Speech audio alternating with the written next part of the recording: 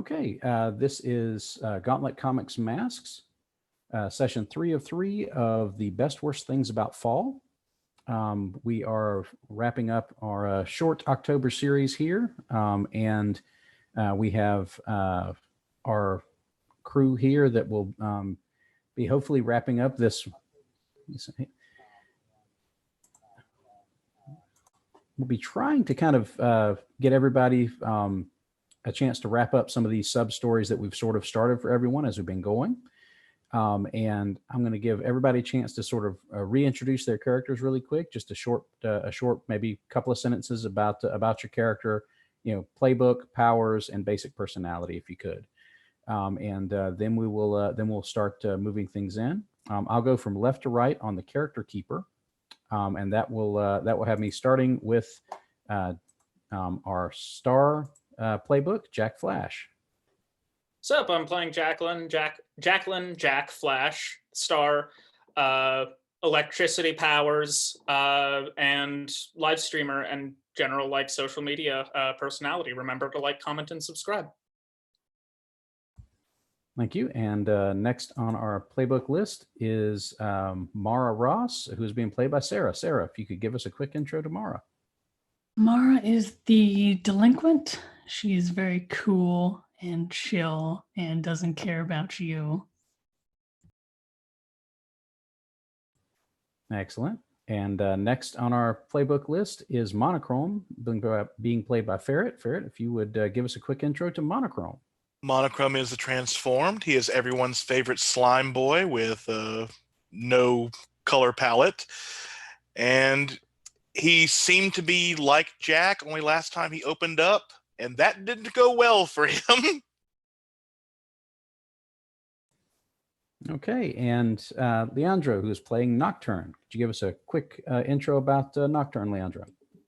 Yeah, so Nocturne, she her pronouns, uses the Nova playbook. She is a girl with lots of shadowy cosmic energies within her due to a mysterious hole in her soul that leads to some other dimension that apparently leaked a lot of energy into her, and now she's burgeoning with weird shadow energies that she can barely control. Also, missing family, accidentally hurt her mom. She's bundled with a lot of insecurities and soap opera problems, basically. Excellent. Okay. See, when last we left our erstwhile party members, several of you had been involved in an incident outside of the Hot Topic-esque grand outlet called Eternitine. It was having its grand opening ceremony, which was interrupted by two creatures of fairy that were taking offense to the imagery that was being employed by the Eternitine's ad campaign, which involved skeletons, and one of them was a giant bloody skeleton and didn't particularly like that. Our party of superhero teenagers managed to defeat both the Rawhead and Bloody Bones creature as well as Redcap. The Rawhead and Bloody Bones creature was pretty much blasted into bits and pieces, and the Redcap is lying unconscious on the pavement outside the Eternitine outlet. Inside the Eternitine outlet, our last session, showed that Patsy Flash, Jack Flash's mom, had passed out or been injured in some way during the fiasco that accompanied the attack of the two fairy creatures. And we'll be coming back to that in just a moment. But someone who was conspicuously absent during that particular episode is Mara. And I believe that, Sarah, what would Mara have been doing roughly dusk on the afternoon following your fight with the Commedia dell'Arte?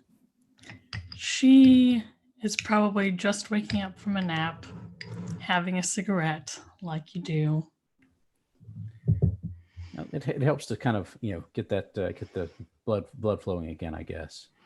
And speaking of not necessarily great ways to wake up from a nap, you see your phone buzzing.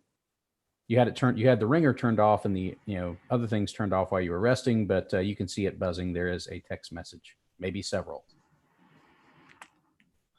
Finish my cigarette and then check it. Okay. A couple minutes later, you see that you've gotten a text message from several folks. Some of them are like stuff you typically would ignore, like this person that you knew from school that occasionally texts you about stuff. But three of them are from your favorite mentor, your anti-idol, Elegila Azul, and the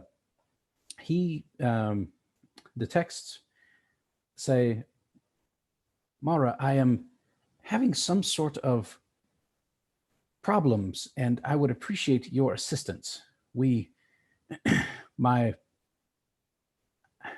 Something is happening. Something is wrong.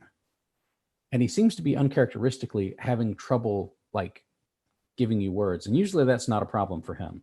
Usually he's really good at giving you lots and lots of words that presumably sound really good in his head. I will text him back. Did you try unplugging it and plugging it back in? And you get, again, you're getting this sort of, he does tend to text in caps lock sometimes. And sometimes he's just like really excited and that's how he does it. But just not technical issue, problem with mask, and that there's and of course he puts like four question marks after that, and then it looks like he kept like hitting the question mark and it kept going, and then he hit enter, and then it looks like it says he's still texting, and then you get another thing of question marks. I think I am going to call him. Okay. I think you you call, and I think the phone is answered. Like there's obviously someone has clicked the receive button on the other end. And you hear, like, does Mara speak Spanish? No. Okay. You hear, like, she knows the food words. Okay. None of those are here. You hear, it's Elegila Azul's voice. He's speaking Spanish, but he is speaking in a way that you don't recall ever hearing him speak, at least not in your presence. Like, he sounds like he is struggling with being able to talk, and that he is confused and, you think, frightened. And you're hearing this in the background, like the phone is not up to his head, like, but he's in the room with the phone. Like maybe he tried to answer it and dropped it. Mm-hmm. Yeah, I think like yelling at him for a bit just to try to get his attention. I can't do that. And I think you hear like during your yelling, you hear him say, "Ayúdame, Mara," and then you don't hear anything else. Where? Oh, I know where he lives actually, because I broke into his house once. Yes. He has not moved since then. Like he was perfectly okay with staying there. Good apartments are really hard to come by in New Gauntlet City. Fair, and now he knows who I am. Can I teleport that distance? Well, you said so far your teleports have been kind of line of sight things. Mm-hmm. You've been there before. You could try to push your powers a little, maybe roll and unleash here and see if you can get there. That seems real risky. Let's do it. Oh, it's always. So roll with the unleash your powers. Generally, you would roll plus freak unless you have some move that modifies your unleash your powers roll.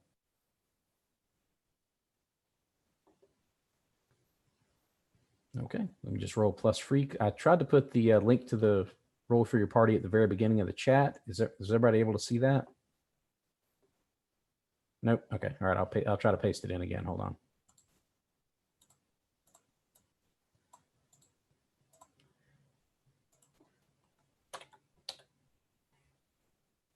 Oh, thanks, Leandro. I didn't see that you'd gotten it in before I did.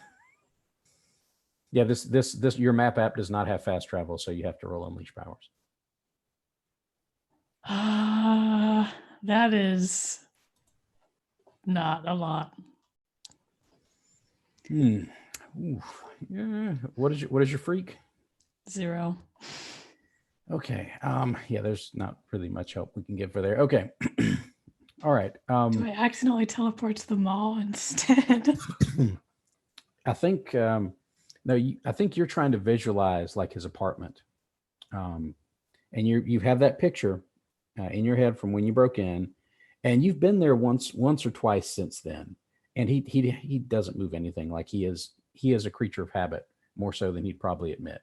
Like everything's still in the same place, but I think what happens is you are teleporting to his apartment, and I think you appear there, and you're like you start to say something, and then you see like a pair of red glowing eyes coming from the darkness of the hallway. The lights are out in here completely, and you hear some sort of something aggressive sounding in Spanish, and you see what you think is El Águila Azul like leaping towards you, like he is going to do like a drop kick. I'm going to teleport out of the way behind the couch. Okay. Let's see. Well, let's see how we're gonna pull this off here. I think you're trying to in this stage you're trying to just avoid him. So I'll say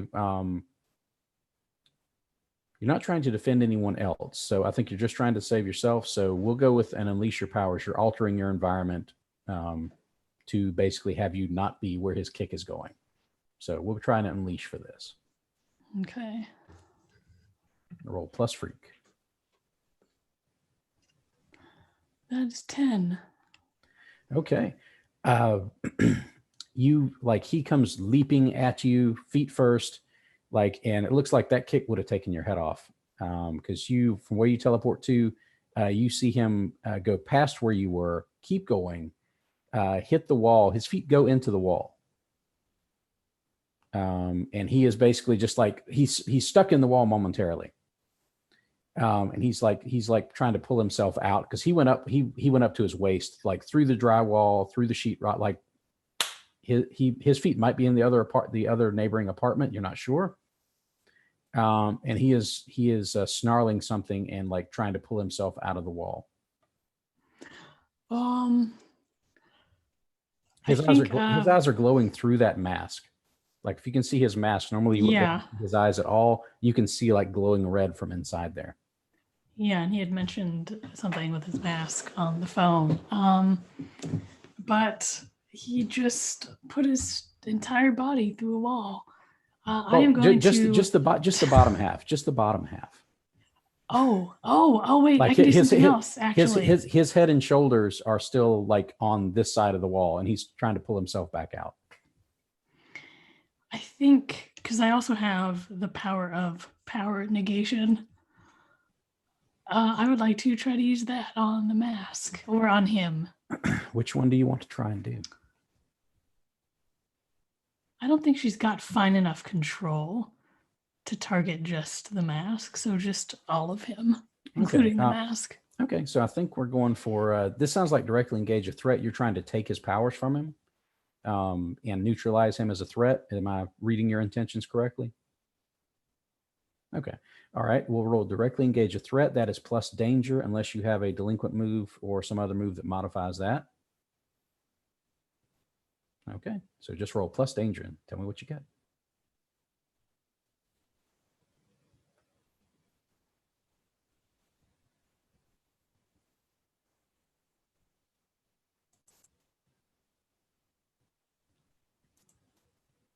Is that a 2?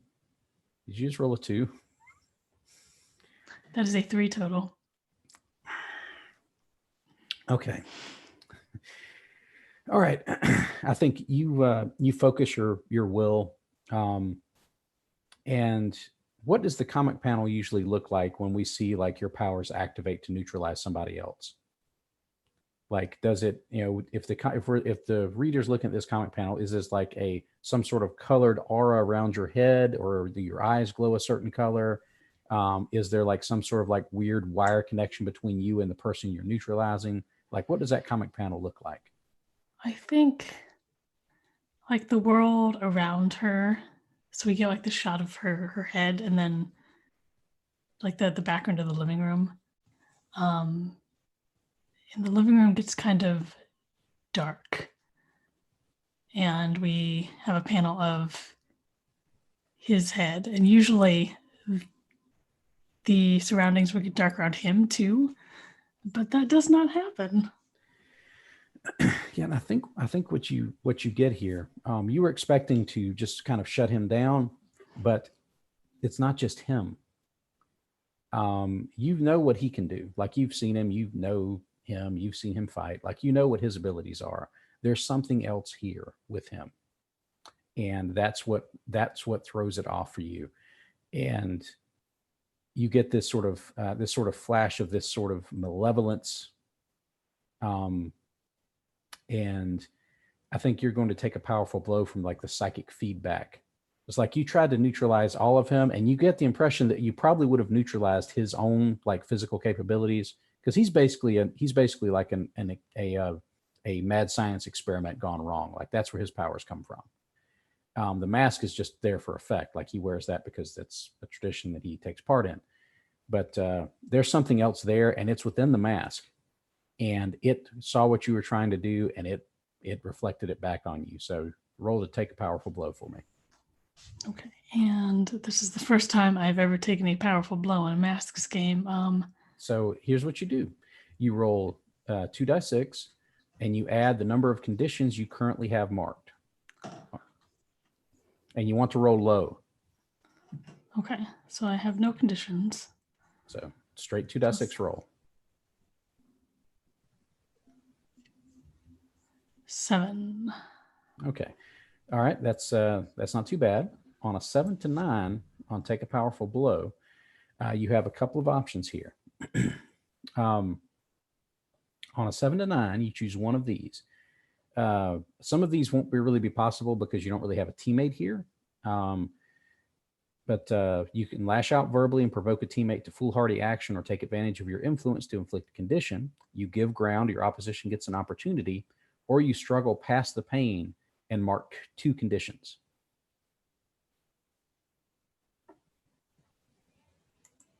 Basically, you can choose to mark 2 conditions to have really no other negative effects from this. Like, it just causes you to have some severe psychic feedback.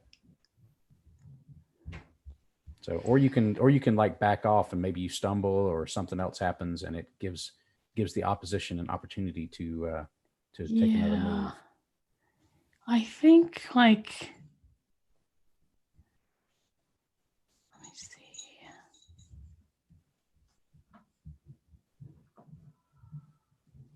I will take 2 conditions. Afraid and guilty, because this is like my mentor, sorta. And even if she like begrudgingly accepts his help, I think she does like him. And like, he's supposed to be the stronger one, right? The one who knows what he's doing all the time. And seeing him like this is not great. Yeah, and you in attacking him, you do feel kind of like you're kicking like a really, really loyal puppy. Like, he has that kind of personality. So I think so you sort of feel that backlash, and you stagger a little. He does manage to get himself mostly back out of the wall. But he is noticeably slower than you know he is. Like, it's like some part of him is still in there, some part of him is still struggling against doing this. But it's that part of him seems to be like losing the fight. Like he's slower than he should be if he was really acting on these impulses, but he's still acting on them. And he's now going to start pulling. He's pulled himself out of the wall, and he is trying to come towards you again in this sort of stop-start kind of stagger. I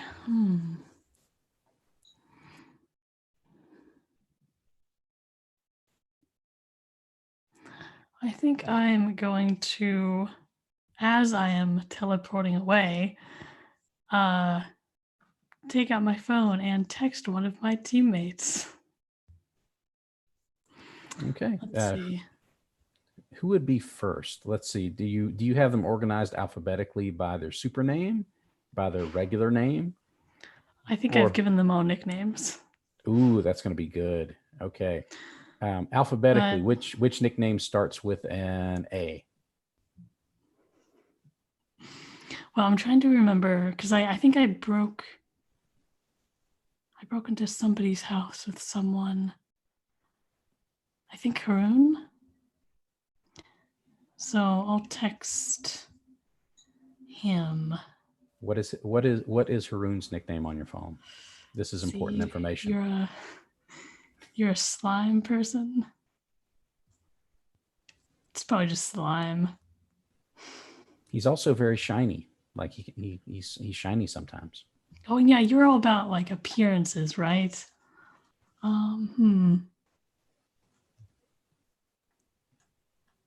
Suit. Oh, yeah. Okay. What does your text say?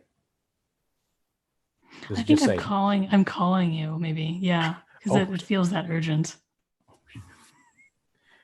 Okay, we'll pause there for just a second.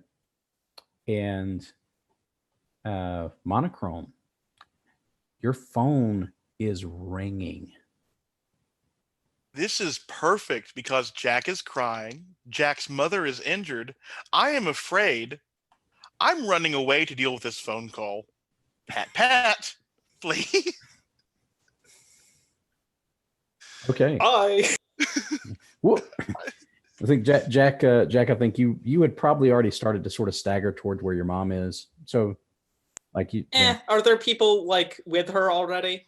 like the manager and the assistant manager are both still in there. Like they didn't leave the store. Like Yeah. they stayed in there. And Like, whatever, somebody else will attend to her. So, but Monochrome, you answer the phone. Yep. Oh. Yeah. Hello, Mara. What's up? And like you can hear it like cutting in and out as she teleports. But she's saying, like, hey, where are you right now? We're at Eternitine, the new mall. Okay, whatever. Look, can you come? There's something wrong with my mentor's name. El Aguila Azul. Yes, with La Aguila Azul. Oh, what's up with Maskey? Well, he put himself through a wall. What's new with Maskey? His eyes are glowing red. I'll be right. Do you want me to bring the others with me? Yeah, that'd be good, I think.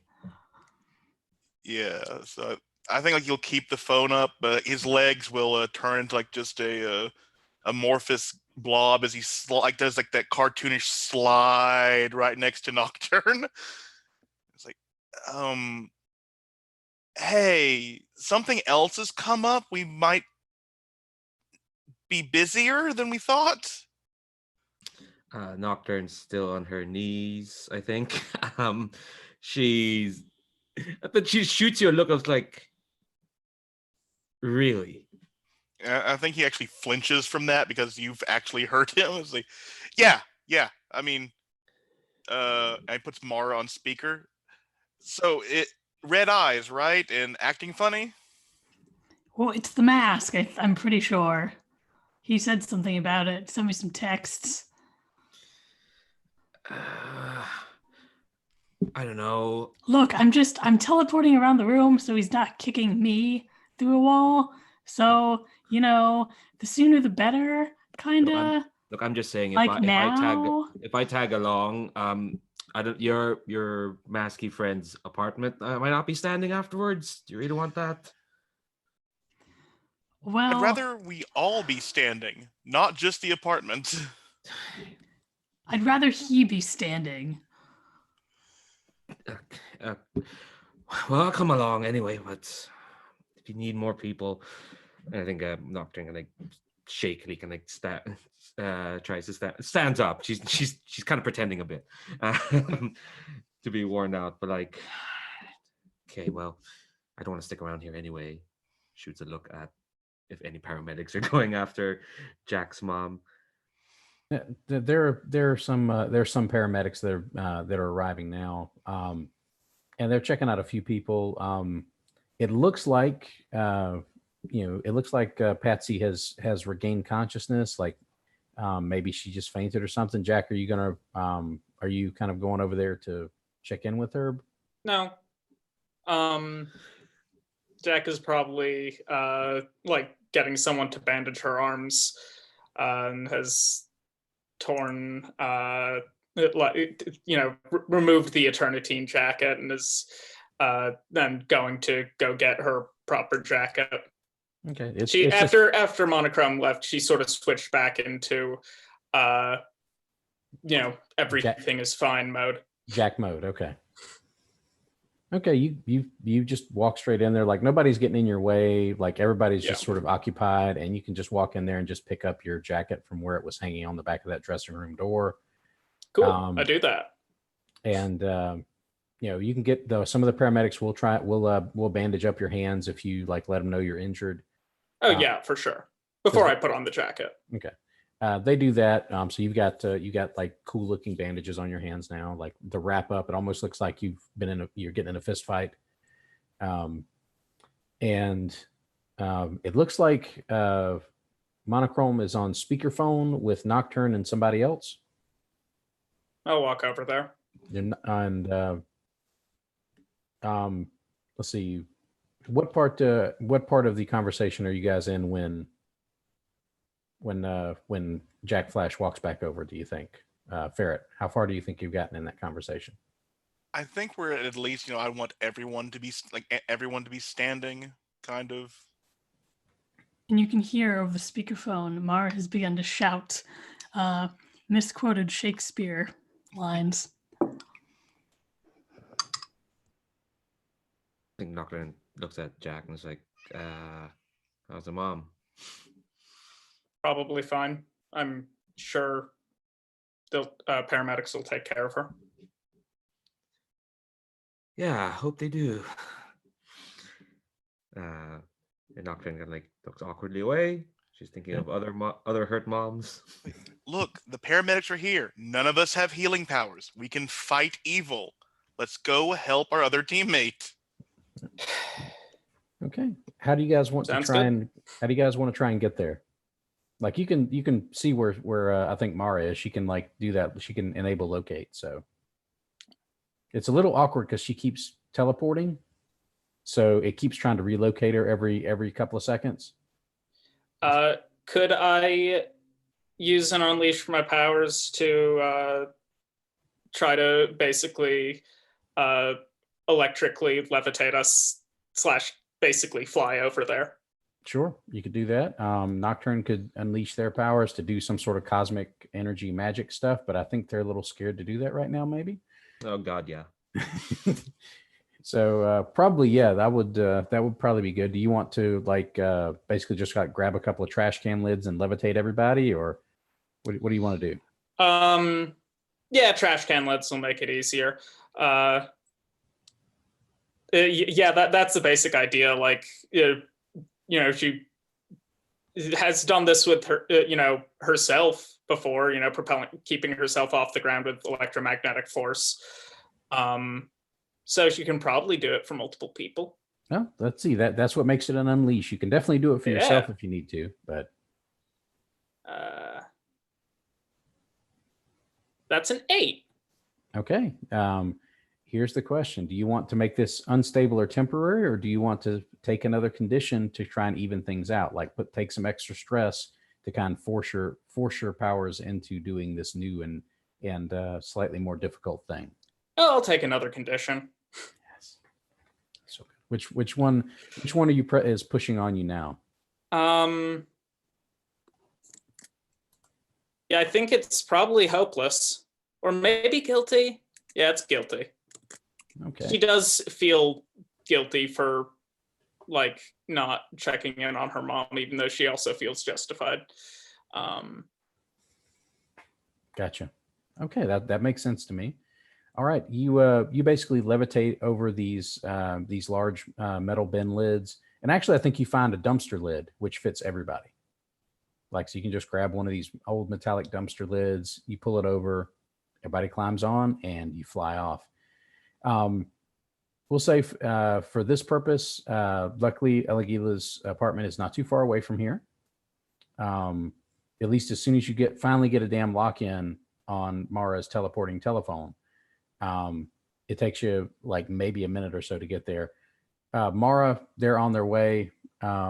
And I think at this point, we'll just say basically you're teleporting back and forth. You've kind of managed to get the rhythm as to how he's attacking. Because he's slower. He's just slow enough to where you can actually get out of the way consistently. But he's slowly starting to speed up. It's like whatever's controlling him is getting more and more in control, is asserting dominance over his will more every second or so. Okay. All right, you guys, it's like a third floor apartment, and it's got like one of those little sort of, metal railing balcony type things, kind of like a fire escape, but not quite. And the easiest way in for you guys is probably through that window that looks like it's been broken because somebody has either punched or kicked through it. I will flex out and make a bridge for our team to walk across to get in. Okay, easily done. I don't think that's something you need to necessarily roll an unleash for. That's pretty straightforward use of your abilities here. And inside, you can see like stuff has been destroyed in this apartment. Like there are holes in the walls. It looks like they've been left by fists. The table and chairs are smashed. Cabinets and bookshelves have been broken. And Mara, that's basically what's been happening. Like you teleport out of the way and he follows through with the swings, and it always breaks something. Like, cause it looks like maybe he's pushing himself, like once he knows you're out of the way, to just follow through with the punch or kick or whatever he's doing enough to kind of keep him, to occupy him so that he's slower to recover. And you guys can kind of see that as you sort of come into this apartment, you see the light, although really the only light in the apartment is coming in through the window now. All the other lights in the apartment look like they were out when Mara got here. Maybe they've been put out since then. But you see Elegila Azul looking like he looks if you look at the NPCs tab. And he is sort of doing that sort of stop starts, zombie kind of walk but he's doing it faster and faster as you guys, are seeing him, and he's taking more and more swings, and you can tell it's getting harder for Mara to kind of get out of the way now, like, cause he's moving faster and faster each time. And what you get the impression that once he gets full speed, things are going to get really hairy really quick. Can I try and yank Mara towards us? So we should be. I can teleport to you. Yeah, you can just teleport, I guess. I forgot. Yeah, and Mara, you see them sort of slide in through that busted window, and that was from Aguila taking a swing at you earlier. Like he smashed through the window and then made another big mess. Yeah, so teleport to the very opposite side of the room. So he's running in that direction, and then teleport to everyone I see in. Okay, all right. Mara appears next to you after teleporting to the other side of the room and back. So yeah, that. And you guys are seeing all of you kind of recognize this guy. Mara's told you about him, and you've probably Googled him at least once after Mara described him, because you were like, nah, that can't be real. but he is. He's built like a very lithe but still buff professional wrestler type. He's wearing that bright blue mask. He's not wearing the cape that he usually wears, but he is still wearing like the spandex like tights and boots that he wears as part of his costume. And the eyes of that mask, which are normally completely obscured by that sort of like glitter mesh, are now like something behind them is glowing like with a deep and ominous red. This is that puppy mentor of yours, right? Oh, I am 100% sure you've met him at least once. He's the kind to like show up and say like, "Oh, I was just in the area. Thought I'd come take you out to lunch and we can talk about your future." Yeah, I think Haroon's looking at the state of the kitchen you were just in. It's like, oh, but I liked his tortas. This is terrible. Yeah, his he also had a panini press in there. It's been destroyed. It's just really sad. What a crime. I think Nocturne's going to burn up then. I'm going to charge up. Okay, roll your burn. Oh, boy. So if this goes well. Let's see. That's with conditions marked. Okay, that's a 10. Okay, your burn is charged up, and we'll now that your burn is charged up, I'm going to switch over and see what our other folks are trying to do. Monochrome, what are you trying to do? Seeing as I'm probably the only one of us who could take a full-on punch with this guy, I'm going to press my luck and try and provoke him. Okay. Would you think this is more of a provoke, or are you actually trying to defend your teammates by doing this? Yeah, either way, it'll be, because I'm insecure at the moment, it'll be the same. But I think I am trying to defend everyone by... The results are a little bit different. That's Yeah. why I wanted to check. Yeah, I think I'm trying to defend them all. Okay. Do any of your transform moves alter how your defend move works? Nope. I'm rolling Okay. straight savior. All right. Woo! I got a 10 even with my condition. I got boxcars. Well, okay. Then what happens on a 10 or better is that you keep them safe. So you distract him, and you choose one of the results here. You get to add a team to the pool. You get to take influence over someone you protect, and you get to clear a condition. Your team pool, because you are now engaging a threat altogether, starts out at 2 team, and then we'll go through the team questions again once you've decided what results you want off of that defend. I will clear my my afraid. I'm pretty certain I can take this, even though I'm probably not. No. You do have like nigh impenetrable armor. Exactly. So, and basically what he does is punch. So, okay. All right. That makes sense to me. All right. So we are engaging in against a threat as a team here. So your team pool starts out at 2, and we have a couple of questions to ask regarding how our team shapes up. Who do you think is the leader in this situation? It's either Mara or Monochrome. I was going to say the exact same. As either Mara or me. I mean, I called you guys for help, so I don't know if Mara feels like she's leading right now. And I am rushing in to put myself between you guys and him, so... Yeah, and you're the one who's all like, yeah, let's go. Yeah. Yep. Yeah. Crap. Okay. Okay. So, all right. So we're looking at our team leader. Does everyone have the same... hold on. Let's start off with, does the team leader, Monochrome, have influence over every teammate? I do not. I am missing influence on Nocturne. Okay. We don't get to add a team for that. Does everyone have the same purpose in this fight? First, team leader, what is your purpose? To stop Elegila Azul without hurting him as little as possible. Okay. All right.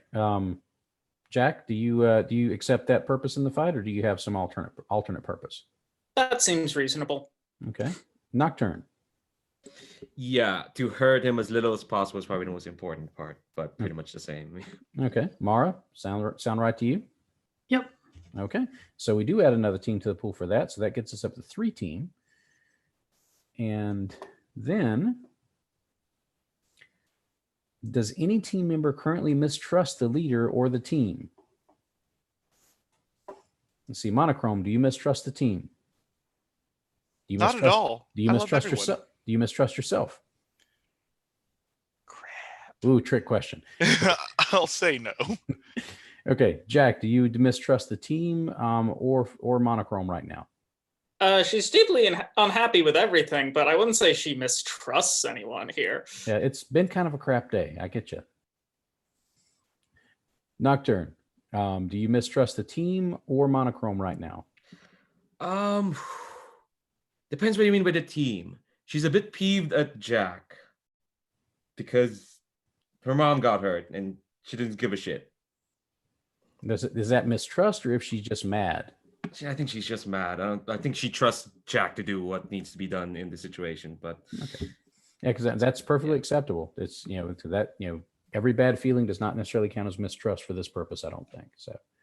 Okay, Mara, do you mistrust the team or Monochrome? Okay. I wouldn't have called them if I did. Okay, that's the only heartwarming thing you guys have heard about of Mara today, I think. Okay, so we've got you guys have 3 team total, and I don't think, or actually 4 team total. No, wait, 3. Sorry, 3 team, and you're not ill prepared or off balance because you guys were told what was going on and you've shown up here to help. So you have 3 team. I will mark those on here.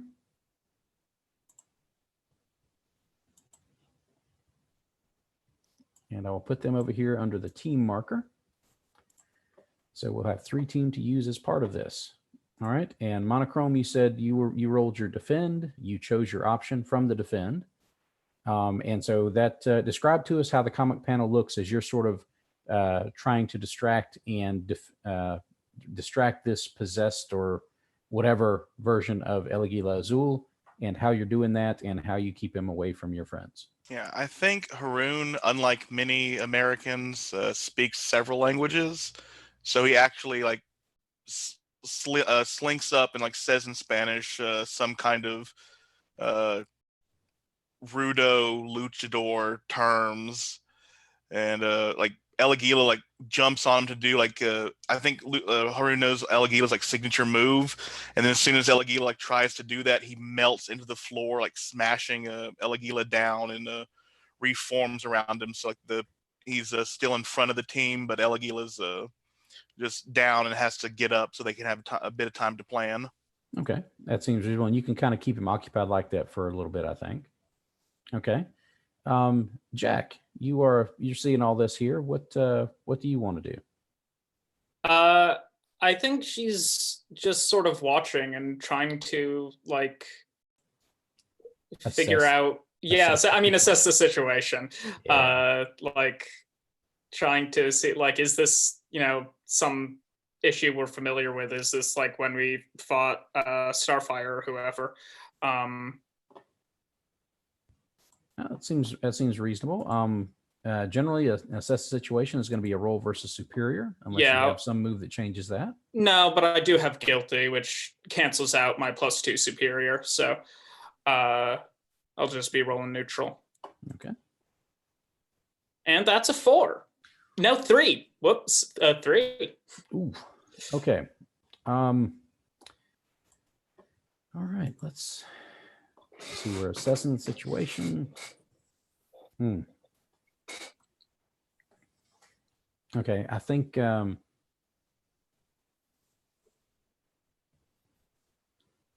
guys hear in the background. You hear some sirens, and you hear some noises like police are coming up are coming up through the building. Like obviously, one of the neighbors has called the police, and yeah, and you figure if they think it's it's a superhuman situation, they're probably going to be packing the big firepower. So things Mara, that's what you hear, Jack. Like as you're close to the window, you hear that. Yeah. Look, that's not good. Yeah. I think I just say, everybody, we need to get out of here now. Okay, and Nocturne. So I think Nocturne hears that, and I think what she's gonna do is she's gonna do the thing that she's gonna do with Mara, which is to pull her there, but instead she's gonna do that with Azul. So I'm gonna spend a burn to create a construct using my powers, and I think what it is, it's going to be she kind of like waves her and makes some bullshit mystical magic gestures, and it creates like this disc of shadow, and it's gonna shoot out like a chain with like manacles on the end, and she's gonna try and capture Aguila Azul. Mhm. Aguila Azul, Bluebird. Oh, That's Blue what that means, Eagle, right? Blue Eagle, Oh, basically. okay, all right, Blue Eagle. Yeah, Aguila Azul, and try and capture him with that construct. Okay, so on your burn move, does it specifically state that automatically substitutes for a move? Is that just an assistant for a move? Yeah, it just says spend one burn to create any object with your powers up to the size of a person. I think. Okay. So I think I still need to roll to. Yeah, do you'll what I still want. need to roll to directly engage a threat here because you're trying to basically neutralize him. Cool. I'm happy it's not unleash my powers because my danger is actually pretty good. Okay. Thanks, Mom. 3, 4, 5. Okay, that's an 8. Okay. All right. So to directly engage a threat, you get to choose one off of the list. Do you have the directly engage a threat move, or do you need me to recite that? No, I got it. Okay. All right. On hit, trade bows. You know what? Nocturne's not feeling the best about themselves. They can take any punch Azula might have, Aguila might have. So I'm gonna take their mobility from them using this shadow chain maneuver.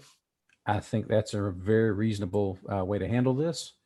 So basically, you're going to basically immobilize El Aguila with this. Not completely take them out, but basically you're removing their ability to like really make use of their agility like they otherwise could. So describe to me the comic panel as to how this thing sort of wraps El Aguila Azul up to keep him from utilizing that spectacular luchador agility that he is famous for. Yeah, I think it's probably like I'm imagining the page, and just to take up a lot of comic book real estate. It's like you see a shot of the apartment, but it's broken up with a bunch of panels, and Aguila's jumping from one panel to the other, but around the apartment as the chain is following him, and it doesn't catch him until like the last panel. Imagining it's like an 8 grid panel. I'm getting too technical, but it's like it's 6 panels, and he's jumping around in each panel until at the very end. That's when the chain gets him. Yeah, you're muted, Chris. Do you think it's wrapping up his legs, like to immobilize him that way, or is it trying to like get like a link around each wrist and then around each ankle? Like how is it catching him? Ooh, I think when the chain comes up to him, it actually splits into like 4 different chains, and it's gonna catch onto each limb, and it's kind of like doesn't tie him up, but it's like anchors him, or like it kind of turns to like chains that are attached to each other, so that he can't really move away from his limbs. They're kind of like now stuck to each other. Okay, so he's got like his arms are stuck together and his feet are stuck together, kind of thing. Okay. I think he's amazingly like you sort of caught him like that. He was kind of midair when you caught him, and amazingly he still lands on his feet because one of his powers is uncanny agility. But he is like he can't he can't seem to get enough of any kind of momentum or any kind of way to continue to move around in the way that he's accustomed to. And like you can tell, he's like focusing in an attempt to break out of these chains. And then he thinks better of that. And I think what he does is he falls. And as he falls, he falls in a way that knocks one of the chairs that's still in the room kind of up into the air, like when he clips it. And I think he like whips his legs up. They're still stuck together, but he whips his legs up and like kicks that chair at you. And you're going to need to take a powerful blow as that chair careens straight at you. And it's like a chair that's big enough to hold him. So it's a pretty hefty chair. Oh, God. That's a 10. Oof, okay. So you got multiple options as to how to deal with this. You can remove yourself from the situation. Basically, you can have the chair knock you out or something else. You can lose control of yourself or your powers in a terrible way, or you can choose two options from the 7 to 9 list. You've kind of done the powers in a terrible way, but that was a week ago. So, like, if you really want to, make a huge mess here. I mean, I don't want to make a huge mess. I feel like just narratively we've done that already. So I think I'm gonna choose two things from 7 to 9. I'm gonna mark 2 more conditions. This can only end well. I think I'm feeling angry because I didn't want to be here in the first place. Well, okay, no, it was to help a friend, but still. And insecure because for all my phenomenal cosmic powers, I'm getting hit by a chair. Seems a bit of a... It's very appropriate for a professional wrestler to hit you with a chair, though. I mean, yeah, thematically, like he's on point with his thematic attacks. So yeah. So I think what happens is basically the chair comes at you. You manage to duck, and it smashes out what remains of that window. So you don't take the impact square. But just him still being able to do that after you had tied him up is really messing with you. I still have to pick one more from the 7 to 9, right? Yeah, you take 2 conditions and then you pick one of those other options. Yeah, I think I'm gonna lash out verbally. Not in a great mood. Who would you want to lash out verbally against? I think the one person who wasn't at the Eternity. I won't call it a bloodbath, but the only reason it was a bloodbath because because we're PG-13. So I think what I say as I nearly get hit with a chair is I just throw a dirty look at Martin's like that's like I don't okay. I figured how to say it. Oh, I think she said something along the lines of I don't really see what he sees in you. Something along those lines. Just in the heat of the moment. Okay. Yeah, and can I respond, or is that? Oh yeah, you can definitely respond. The attempt is for him to try and provoke you into a foolish action.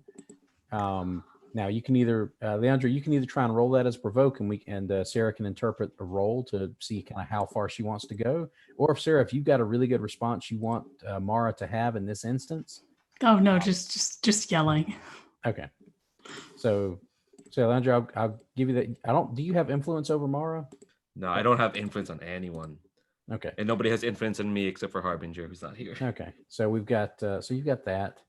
I mean, I'll roll. Bad things could happen. Yeah, let's see you. I think you're trying to provoke her. So let's see how this goes. PC provoke. Let's see how it rolls out. All right. So that's with superior, right? Yes.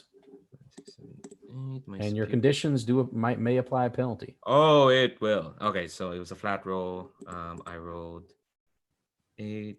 Okay, that's a 6. There we go.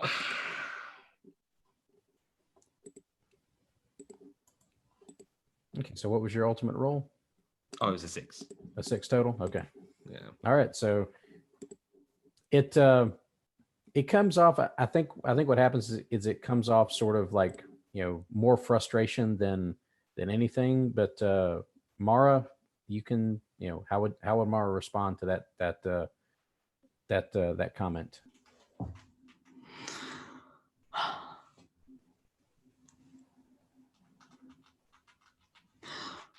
I think just like, yeah, me neither, but that's not what we're here for, is it?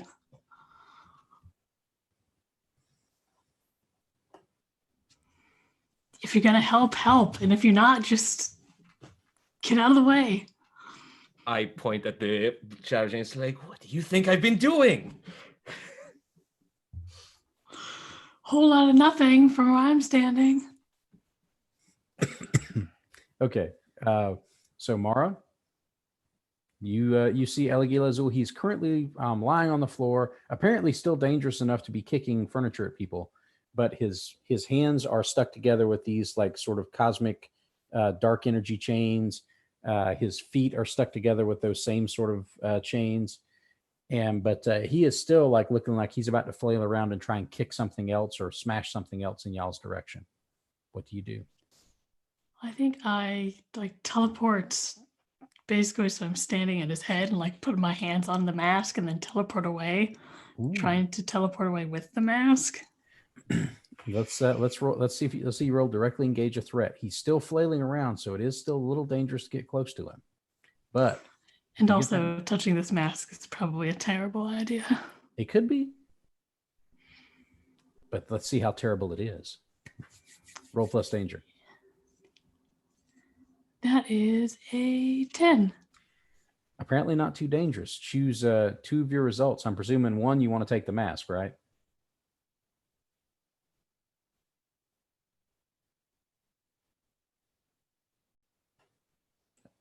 You're muted. Yes, take the mask and then not have him hit resist or avoid their blows. Good plan. Okay, you teleport away with the mask in your hand. You can feel that malevolent resonance in that thing as you teleport away with it in your hands, but you feel that sort of bleed away, like after it's off him. Like you get that emotional vibe from it, like you get this sort of flash of anger, but then it dissipates. Like the mask being on him was like a trigger event of some sort for it to be active. And you have unmasked your mentor. Oh, no. Like this. So what do you do? He's lying there, and like after the mask is off, the glow sort of like just is gone from his eyes, like as soon as the mask is off, and his eyes like pop wide for a second, and then he just sort of slumps like he's exhausted. Yeah, and there's like a moment when I first teleport away where I like definitely don't want to be touching this thing anymore, but it passes like before I actually drop it. And then I'm just holding like a mask. Yeah. And I think I just like it doesn't mean anything anymore. So I just like tossed on the couch. Okay, and I think wow, that somebody actually has sirens in the background. That's me. Sorry. Oh, that's actually no, that's pretty awesome. That's what you guys are hearing, and you hear the rushing coming up the stairs now. All of you can hear it now. And you see them. You hear them. You hear the police officers like you can hear them. Basically, they're coming through the door from the stairs, and they're running over trying to figure out which apartment it is. They like you can hear them like not this one, further down. 6C. And I would like to barricade the door to give my teammates a chance to get out. Okay, that's not a problem. I don't even think you need to roll for that. You just sort of shove a bunch of this wrecked furniture in front of the door, and that's easily done. You're you got enough ability, you got enough power to do that, I think. Okay.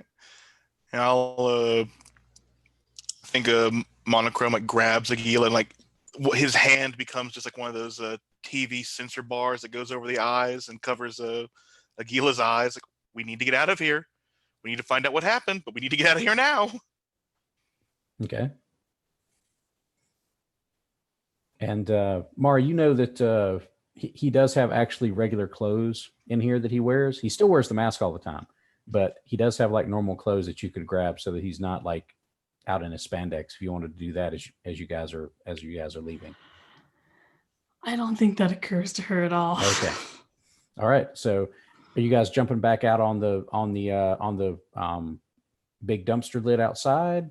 How are you deciding to make your getaway? I think Jack is going to say, all right, guess I'll talk to the cops again. Go on, get. And sits down and like picks up a chair and sits down, waits for them to bust through.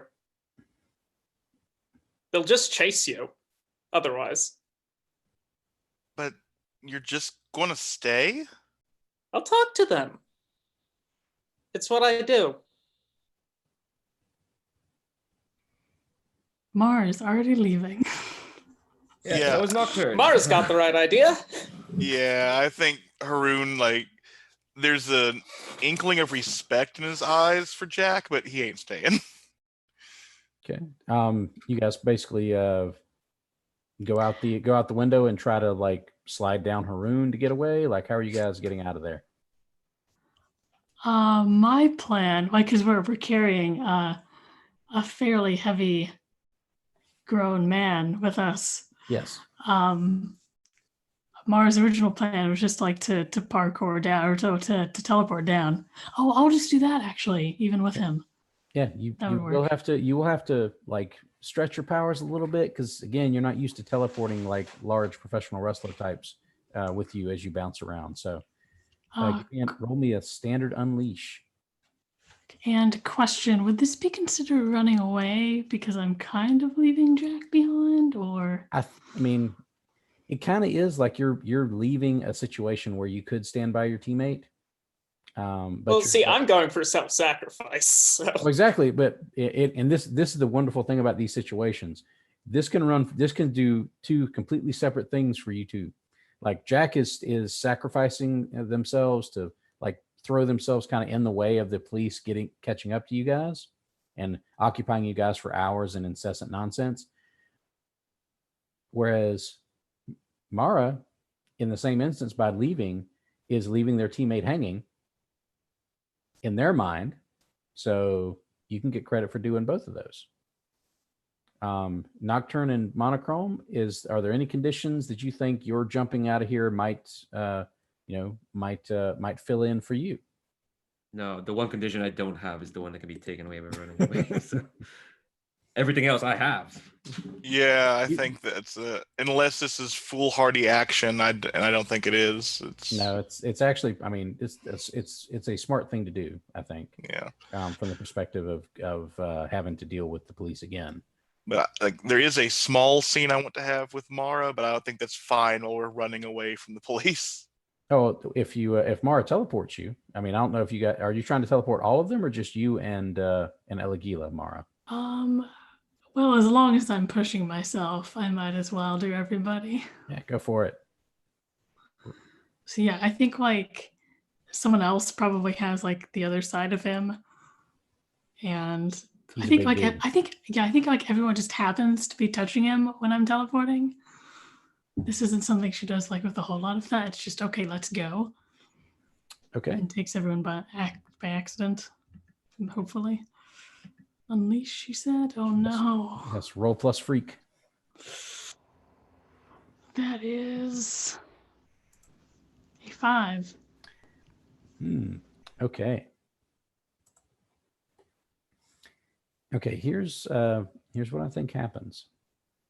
Jack, you see them all disappear. Good. Love to see it. Like, boom.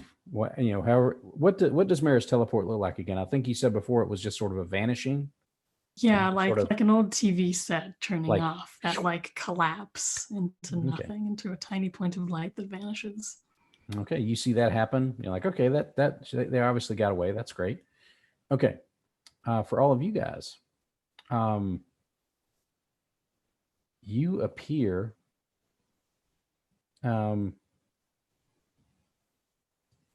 It's dark where you are, and it's cramped. Like if like each of you feels like a wall against your back, like when you appear. And it feels like you're in like some sort of very small room, and it's dark. There's just a smidgen of light that looks like it might be coming from underneath a door, like a door. And outside, you hear sounds of muffled screaming and struggle. And we'll come back to you guys in just a second. Jack, the police basically kick down that door and come in with their guns pointing, and they see you sitting there. And I think you've got enough of an internet presence to where at least one of them recognizes you. Yeah, we built a rapport. Yeah, like, well, as a general, most of the time, like given the thing you do, probably one person is going to remember that they've seen you before somewhere. Yeah. And it's like, what's going on here? We gotta call it. There was some sort of super battle going on, like, and they look at the holes and like, what happened? Yeah, it was crazy. Some villain I didn't recognize came in. Eligula Azul's after him now. So he's done for. Okay, roll me. I think at this point we're dealing with like a provoke, because you're trying to basically get them to register this as like random supervillain attacks superhero and superhero fights them off kind of thing. Good thing I just stitched guilty. Okay. That's a 7. Okay. For an NPC on a provoke. Sorry, I have to bounce to the connections here. On a 7 to 9, they choose 1. Let's see.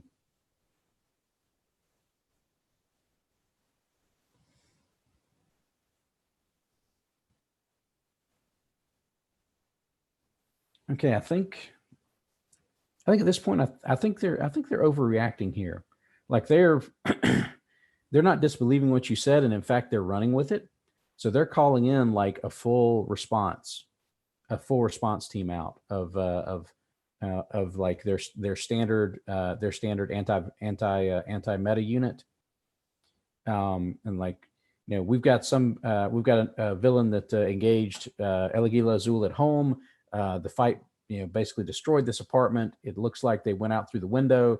We don't know where they are now. I don't see any struggle outside. We may have a flyer, and they're like registering this as like a full on like giant metahuman conflict. They're mobilizing like everything they've got.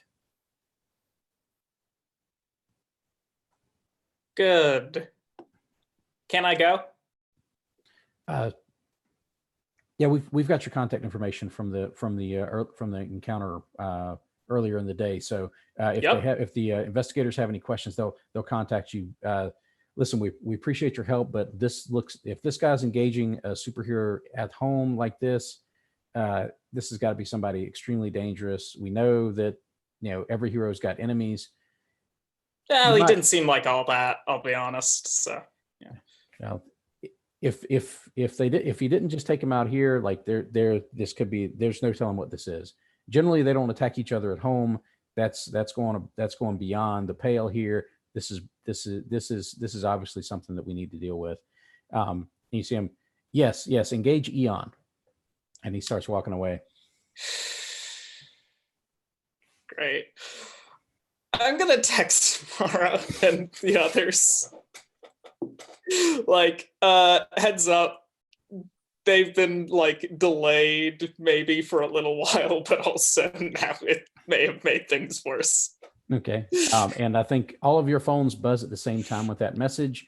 And suddenly there's enough light in here to kind of see with a little, because your phones light up when you get a text. And you're inside, it looks like some sort of like storage closet. And inside here are all these racks and racks of costumes.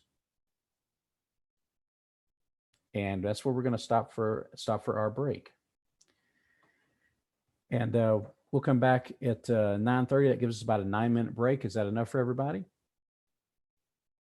Okay. See you guys back at 9:30.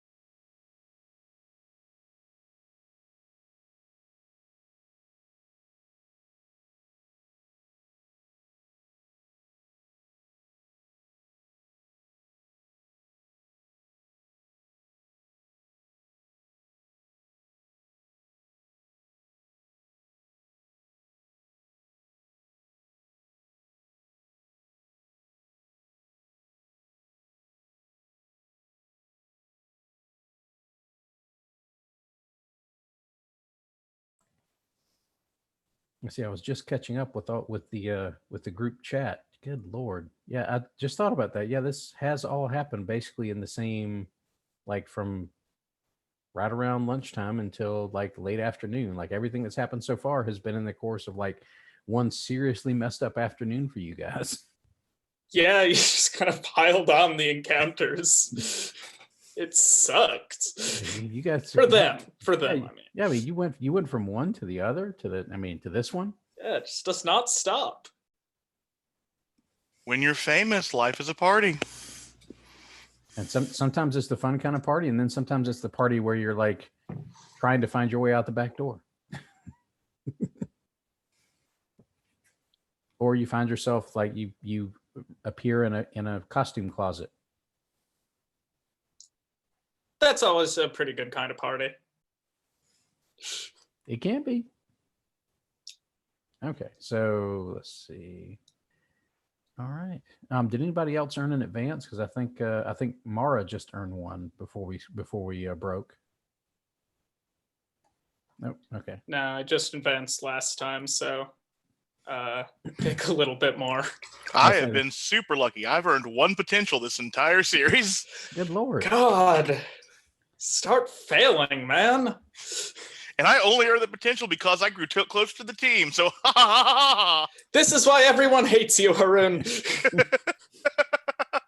There are other reasons, and you know it.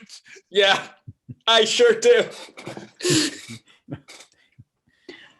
All right, guys. So I got this advancement. I've been looking over stuff, but I'm not sure what move I should take. Oh gosh. Well, do you want to take another move from your own playbook, or are you thinking of taking one from another one?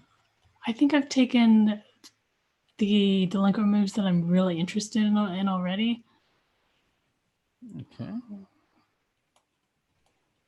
Don't want to take the one where you can spend team illegally to give us +2? I don't think she's really a team player. Well, she's not really not a team player. Uh-oh. You could do like the delinquent special and just put 2 marks in your stats.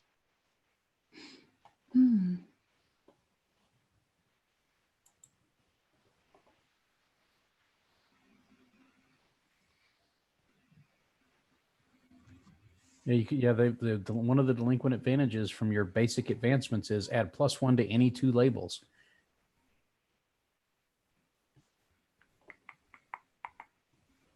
If you can't think of another one that you really like, I mean, that's a pretty nice thing to have. And the labels are freak, dangerous, savior, etc. Correct. That's cool. All right, I'll do that. Because I was also looking at some of the proteges moves because I kind of have a mentor also. Yeah, the protege. Let me see. There's some of those that might be good. And luckily enough, you do have your protege like literally tied up in front of you. So like the ability to consult him is actually, readily available. Let's have a fireside chat while he's all tied up. Yeah, awkward. Yeah, you got, let's see.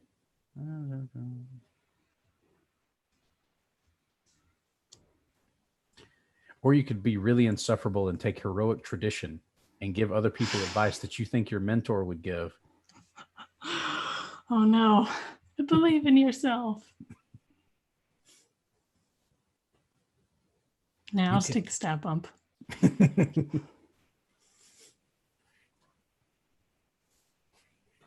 But yeah, those could be really hilarious. It'd be more fun if we had. It'd be more fun if we had more time for Eligila Azul to like give you terrible advice. The movie suggested was a delinquent movie, said though. Well, see you get the +2 as one of your advancement choices. The regular delinquent playbook. Oh, okay. That's gotcha. But there's a ton of stuff in there that you could still take that might be helpful. Like the troublemaker move. If you don't have that already, that's always fun. Can I take my moment of truth? Yes, you Or is can. that a later game thing? No, okay, no. I'll do that. No, you can unlock that like right now. Now you don't now, and I basically mean, what that means- last episode. Oh yeah, yeah. So- It's a great time to just have that in your pocket. So if you decide to invoke the moment of truth, just let me know that you're doing that, and basically the narration for that part of the game goes over to you, and you just basically say what happens. Okay. So your phones light up. You see these racks and racks of costumes. It looks like maybe the storage in the back of like one of those like Halloween Express type stores.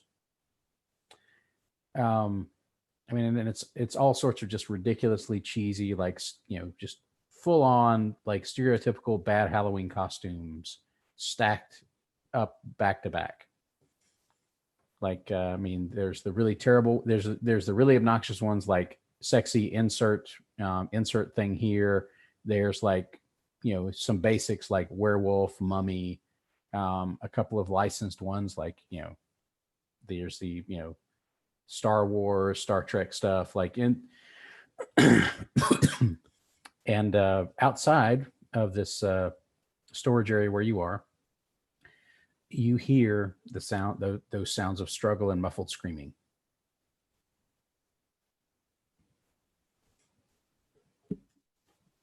What do you guys do? You still have Aguila Azul tied up there on the ground in those cosmic dark energy chains. I'm texting them. Where are you? Are you safe? Text me your location. Send me your location. I think we're in a closet. Well, it feels like a you're in some sort of closet area. Yeah, I think that's right. Just press the share location thing. Click. We'll be there ASAP. Meant Thanks. to go to a closet? All right. Can I tell where? So, what is it? Where does it look like they are? It pops up on your Gauntlet maps as a. Right now, it's apparently like a Halloween Express store.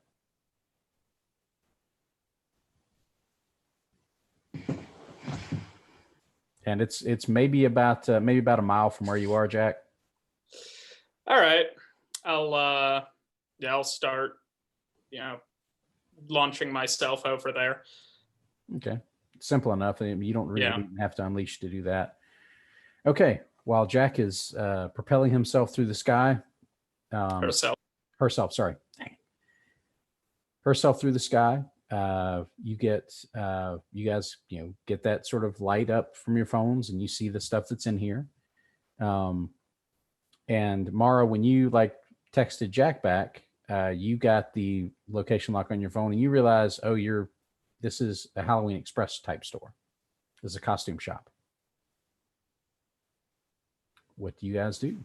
You're currently in a closet in a costume shop. Storage closet, I guess. Just stay here for a sec and bloop, disappear and teleporting out.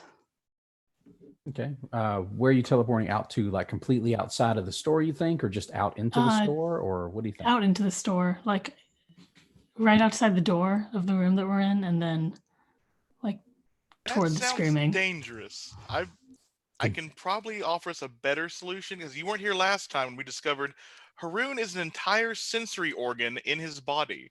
So he can just send his fingers under the door and look through them. Yeah, unfortunately, she's already teleported. Damn it! Okay, you see that little wink out as you start to say something, Haroon. You see that little thump, and then Mara, you appear just outside the door. I don't think that's a big enough deal for you to have to roll for that one. You're not going far, and you know how thick a door is. This isn't like some sort of reinforced, military grade security door. You appear outside. The lights on. Their out lights are on in here. It's maybe about 7:30 or so, 7:30 p.m. And of course, people are in here where would be normally in here buying things. And maybe some of these people did come in here to buy things, but you have a couple of people in here that you can see that are wearing costumes, or at least masks. and the people that are wearing these masks are screaming and chasing the people that aren't. And all of the people wearing these masks seem to have that eerie red glow coming through, emitting through the eyes of the mask. Okay. I mean, my first thought is that this is some sort of like progression from the opera people we met in the first episode, which is, That sounds reasonable. So I'm trying to remember. That was broken by some sort of mental thing. Well, you ultimately broke it, I think, and I'm not sure if Mara got this or not, but like somebody knocked the mask off the main character of the Commedia dell'arte. Gotcha. Like somebody knocked the mask off the Harlequin character, and like that broke up the whole thing, apparently.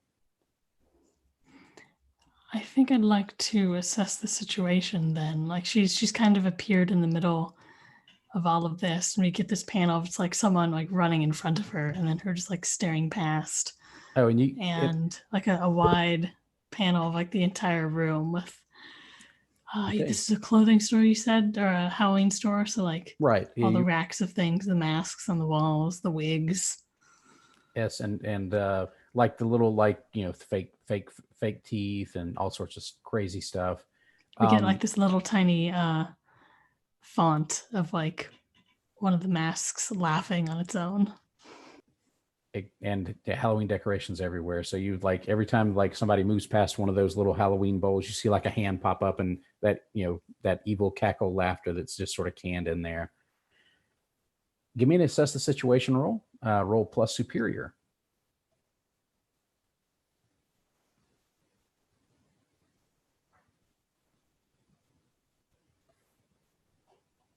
That is a 4 on the dice, but I have a +3, so that is a 7. Okay. Do you have any conditions that currently affect your ability to assess the situation? I do. -2, so that is a 5. Drat. Hate to be the bearer of bad news. Okay. So on the upside, you get to mark another potential, which is a good thing, right?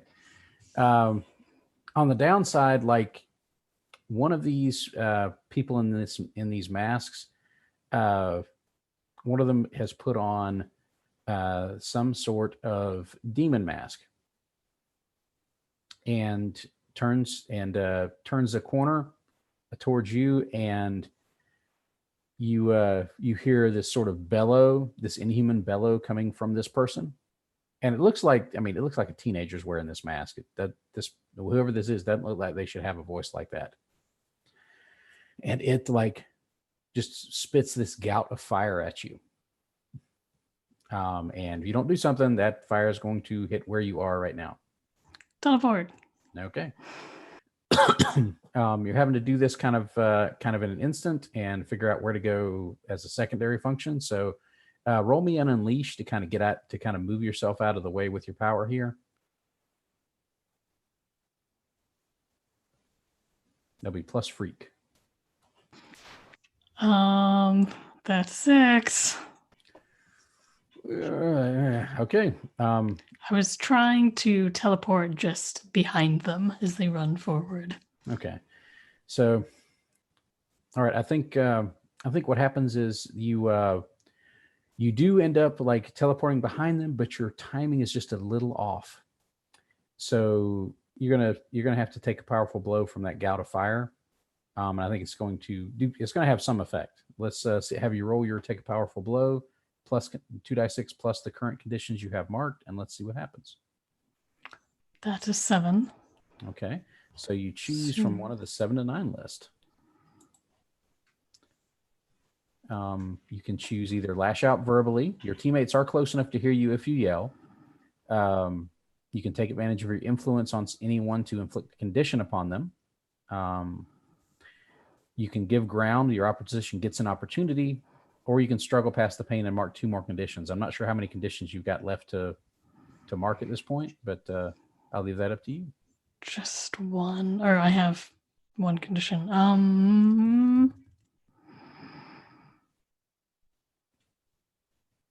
I mean, I told them to stay there, so you give ground, your opposition gets an opportunity.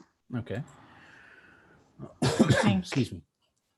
Okay, so I think what happens is you teleport behind him, but I think what happens is as you teleport behind him, I think you stumble. You were kind of your instinctual reaction was to like duck away, was to like back away from the fire because you could feel the heat just barreling at you just before you teleported. And I think when you teleported, like you're still backing up, and I think you're back. You just sort of careen into a one of these little racks of costumes, and it just sort of like you knock over the rack and you kind of fall into the middle of it, and you are behind him though. So it's going to take him a minute to turn around to take advantage of the situation. But you are sort of you are sort of out of sorts right now. So, all right, guys, you hear what sounds like somebody started up a flamethrower out there. Like you hear this whoosh after you hear that sort of bellowing noise. What do you all do? The folks that are in the closet right now. We're not going to listen to her, right? Well, you can go out there, I guess. I mean, you have good powers for this, don't you? All right. Well, be prepared to. Wait, no, you don't need to buy Halloween costumes. Never mind. And I think I'm gonna turn to stomp out of the room. I want to do full. Oh, sorry. Go ahead. Oh, go ahead. No, go ahead. I want to do a foolish action. I'm going to put one of the masks in the back on Eligila Azul to try and preserve his identity. What's the mask? The first thing I grab, I think it is a one of those hoary old witch masks from The Wizard of Oz. Okay, we'll see how that plays out. So you just you don't actually like strap it on his face. You just sort of lay it across his face. No, I think it's like one. I think it is one just the strap. So I'll just put the strap on it. And okay, so it's like a really plasticky thing. It just sort of sits kind of just on top of his face. It doesn't it's not a full head mask. Correct. Okay. All right. Okay, we'll see what effect that has in a moment. And so, Nocturne, it sounded like you were coming out of the closet. Is that right? You're basically coming out of the storage area. And I see what's happening too. Yeah, you see that gout of fire. It's sort of like dying down as you step out, and you see this upturned rack, and you're pretty sure you see like Mara like in the middle of that rack that's been knocked over, and that someone in a demon mask is turning around to where Mara is as you come out of the door. Okay, I think I'm gonna try and get their attention. I don't think Nocturne has any patience for subtlety at this point. So what she's going to do is, she's gonna spend a burn to use worship. You put out a tremendous display of your might. Spend one burn to awe an audience into silence, respect, and attention when you unleash your powers. So I still have to unleash my powers. So how do you want to unleash your powers here? What exactly do you think you're going to do that's going to amaze and terrify these people? I think I'm going to that tiny kind of like pinhole that's bit of my soul that's missing. I'm gonna like okay.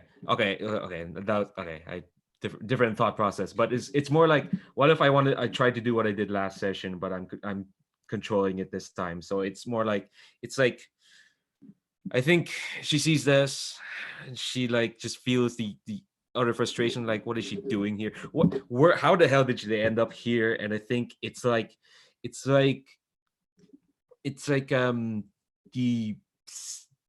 kind of like the little skin of reality around her kind of like peels open,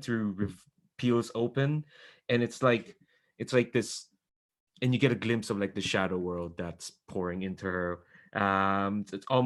It's I think the visual, it's like she's growing wings around her, but like they're like these jagged bits of darkness. It's like the world is cracking, and when the pieces are falling out, it's like just this starlit sort of darkness. Uh, Not exact. Yeah, I know. Yeah. Let's see, how do these tears, like I'm seeing these things form around you, like behind you in the comic panel, right? Mm-hmm. How do these things look? Does it look like somebody just basically clawed two holes in reality behind you? Does it, you mentioned spreading wings? Does it look like a bird's wings, a bat's wings? Like what kind of thing are we seeing unfold behind you as you put on this show? It kind of is trying to evoke bird's wings, but it's too jagged and cracked. It's more like this big gouge, like in the mirror. It's like a missing piece of mirror. It's like the world is cracking. So it looks like And everything's shattered behind you. yes. Okay. All right. So Yeah. all right. So roll me and unleash plus All right. freak. All right, I got that condition. It just negates my thing, so that's just a flat. This dice roller hates us. It really hates us for sure. How bad was Doesn't it? hit Haroon. Oh no, Haroon's fine. It was a 3. It's totally fine. Ooh, Ooh, man. Okay. All right. So, Could lead some potential, yeah. well, you do get to mark potential. That's the upside here. So I think what happens is like you try to like spread these things out, and like it does, like everything and everybody in this store like looks at that and just is absolutely terrified and starts screaming, including the people with the masks on. But these rents in reality like are like when like you when they're encountering like the various structures, like the shelves, all these tall shelves of Halloween knickknacks and memorabilia and nonsense. It's like cleaving off like the middle parts of these shelves when it hits them. So all of this stuff is just tumbling down onto everybody, like these parts of these shelves, and like so you've got all this stuff tumbling down, and if you guys don't get out of here like this or get these people out of here, this place is probably going to come down around their ears here. And Does this You're count as not taking sure- a foolhardy action? It wasn't necessarily a foolhardy action when you took it, I don't think. Yeah, that's fair enough. Yeah, like it was perfectly reasonable. It just didn't quite work like you wanted it to. Like it did work in one respect. Like everybody's terrified. Even the guy with the demon mask on, is running. Like his eyes are glowing red, but they're now wide and scared. So Jack, you touch down just outside of this thing, and you see that dark energy that you remember seeing out near Eternitine, and this is it feels like that thing is playing out again. Like you see this sort of that dark energy sort of spray out, and it gets the attention of everybody in the store. Like everybody in the store looks at that and starts screaming and running from it. And it looks like it's basically cutting through like the upper half of the store, so that all of those shelves are starting to like collapse. Those tall shelves where they've got like the costumes hanging up here and the stacks of things on top and all those Halloween decorations, those big boxes of inflatable like mummies and all that sort of stuff. All of that's collapsing down on pretty much everybody in there, unless you guys are able to stop it. Jack, what do you do? I'm gonna rush in and help get people without red glowing eyes out of there. Okay. Going for a defend here. Okay. I mean, I basically I want to hold off, be the one holding off whatever is happening when to threaten, people. Okay. I Giving think them a chance to escape. defend seems like a reasonable way to do that. Let's see. Are you? Do you have anything that modifies the basic defend maneuver? I have insecure.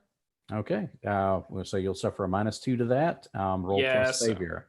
So +0 total. Oh, that's a 5. You get to mark potential. Um, Does this count as a foolhardy action because I failed, at least? Unfortunately, this was a well-meaning action. This would have been a good action had it worked. It just unfortunately did not. So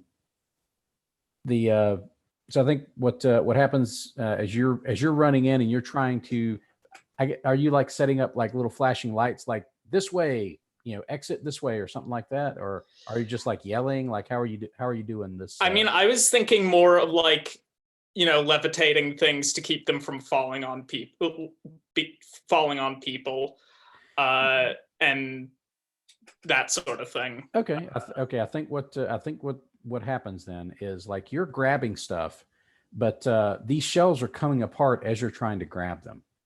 So like you're like when the shelf comes flying down, the top part of the shelf, like you grab it in the middle, but then 2 more of those little shavings of that dark energy like spiral up and like cleave off 2 parts, and they go flying in different directions.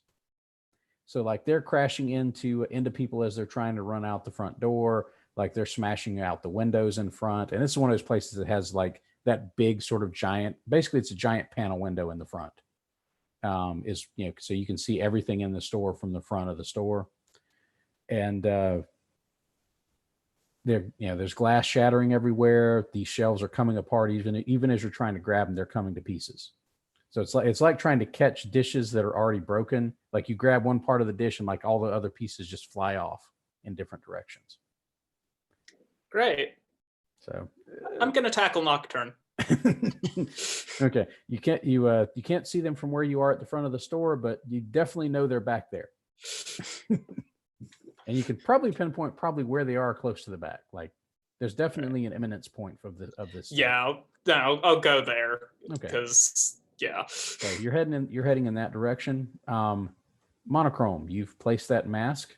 What do you do after that?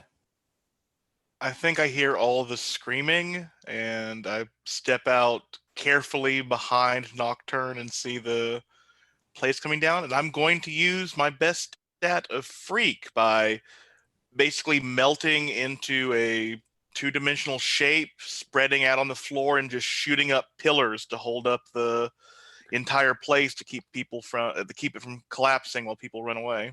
Okay, well, roll me an unleash, and let's see if the dice love you tonight, because they're not loving anybody else. Well, they've loved me so far, but they've only failed me on Freak before, so I got a 9, unless someone wants to spend our team to help me. There are several people kind of in a position that might be able to do something. But I'm a jerk, so maybe they won't. Yeah. Does anybody want things to not come crashing down around their ears? I mean, Nocturne doesn't want it, but I don't think she's in the state to help anyone. I think actually, Well, she's yeah. I mean, Nocturne could basically the form that your help took could be if you wanted to do it like trying to rein in the power and pull it back, like so that could be enough. Just stop chopping things up with your reality slicing dark energy. I mean, that could take the form of help. Jack could do it if she wanted to try and use her electromagnetic stuff to kind of repel the ceiling up.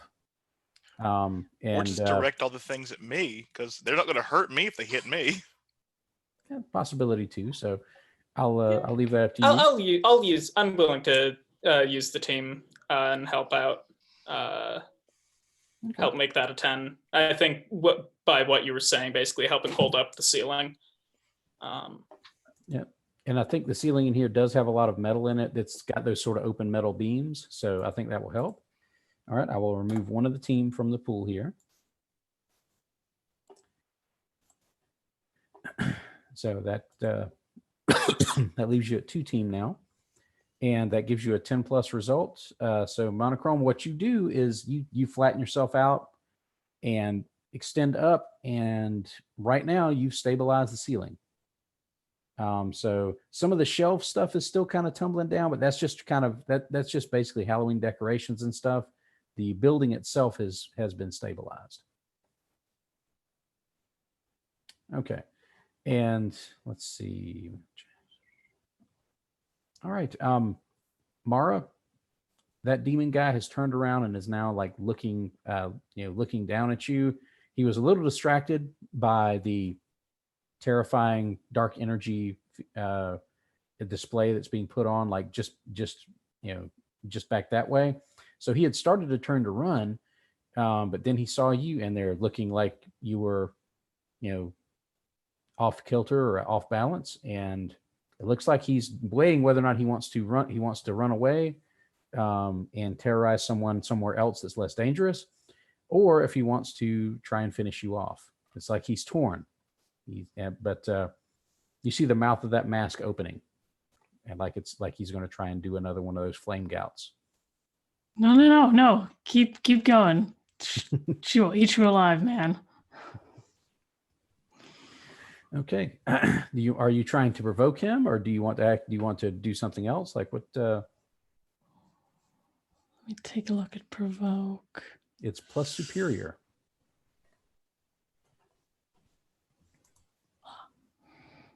I'm trying to get him to run away. So yeah, I think provoke someone by like appealing to his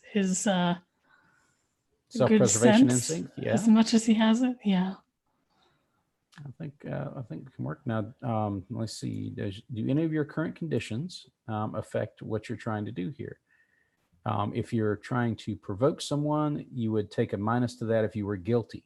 Are you currently guilty? I am. You take a minus. You have to take a -2 to provoke. So that's with superior. Correct. So I have a +1 all told, and that is a 10. Okay. I think you've got him convinced. Like he was leaning in that direction already, and I think you make it convincing when you yell at him, basically, "Run! That stuff will eat you alive!" Like he saw what it was doing to everything else it touched. Yeah, I'm not even yelling. I'm just like very matter of fact, just saying it. Then it's true. Yeah, and I think he does it, and he basically takes off running. He's still got that mask on though, but he doesn't try to attack you. He turns and he books. He's running towards the front of the store. Okay, and now that puts us around to, I think, Nocturne. You see that guy that looked like they were about to attack Mara. Like Mara says something, and you hear her voice from inside that rack of costumes, and he looked like he was leaning toward her, and then he stands back and looks back at you where that energy field is expanding, and turns and looks and takes off toward the front of the store. What do you do? I think whatever Mara's business. Gosh. Nocturne is feeling very foolish and tired. Are there still people in the store besides? There are a couple of people that are still running towards the front exit. Like after Monochrome sort of stabilized the ceiling, it looks like there are people that are kind of running towards the front, including that guy with the demon mask on. Right. And some of them are getting out the front door, and just trying to get away. Okay. I'm tempted to spend my last burn, but the whole flare I want to use makes me mark another condition, and I'll be up to my absolute limit. Like, but the next time you have to roll to charge or burn, it will be so easy. It would be so easy, yeah. Okay. Yeah. I'm gonna do it because even though Nocturne is feeling very tired and foolish and is feeling incredibly guilty about all this, and as she messed up again, and people have to be saved from her again. There's still that demon guy. So I'm gonna spend my last burn to use elemental awareness. I have to mark a condition. That's afraid. And I'm gonna ask the GM a question. Question is, who the hell is that demon guy? That guy, I mean, is basically just some guy who was trying on a mask in here. That mask is one of the stock masks that's off the wall. Like he had just put it on, and like something whatever this thing is that seems to be influencing people in masks, it seemed to have caught a hold of him. And he's got that same, you can tell he's got that same sort of glow eye effect that your luchador friend had when he was acting all crazy. Oh boy. All right, look at all those conditions. It's all lined up there. So it's definitely on the mask now. Whatever's happening is definitely tied to people putting on masks or wearing masks. I'll give you, I mean, that's coming like that. You can get that vibe as you extend your cosmic awareness. Like you get that vibe. And I think, I think you get a vibe of like some hot spots where whatever's activating these masks to do this. I think you can get a vibe on like a direction from where that whatever that power is emanating from. Okay. Well, there's still the energy thing that I unleashed still. Yeah, you might want to power that down. Yeah, I think I'm gonna try and do that. And I want to do that. I'm gonna plunge my hands into the energy and like just try to suck it all back in. Okay. Well, I think you can shut the effect down because you didn't lose control of your powers in a terrible way. Like Okay. It's not that sort of thing. It's within your control to stop it. Okay. At this point, I think you've gotten a hold of yourself enough to where you can just turn that part off. If you had lost control of your powers in a terrible way, I'd say you'd probably have to make another roll to try and rein things back in. But things didn't get as extreme here as they did at Eternity. Cool. So I can just clamp it down and it sort of folds back into that tiny little speck that you're missing out of your soul. And all that stuff that had been levitating or had been shredded, I think just sort of collapses back to where it was. Or if it doesn't have a shelf space to collapse back onto, it like collapses onto the floor. And at that point, I think the stabilization that Monochrome had done, I think sort of keeps things in place. So Monochrome, you don't have to keep sitting there once he's sort of pulled the power back in. And Jack, you feel like the pressure, you're not feeling any additional pressure from the ceiling now. Like it's not trying to fall in anymore. So.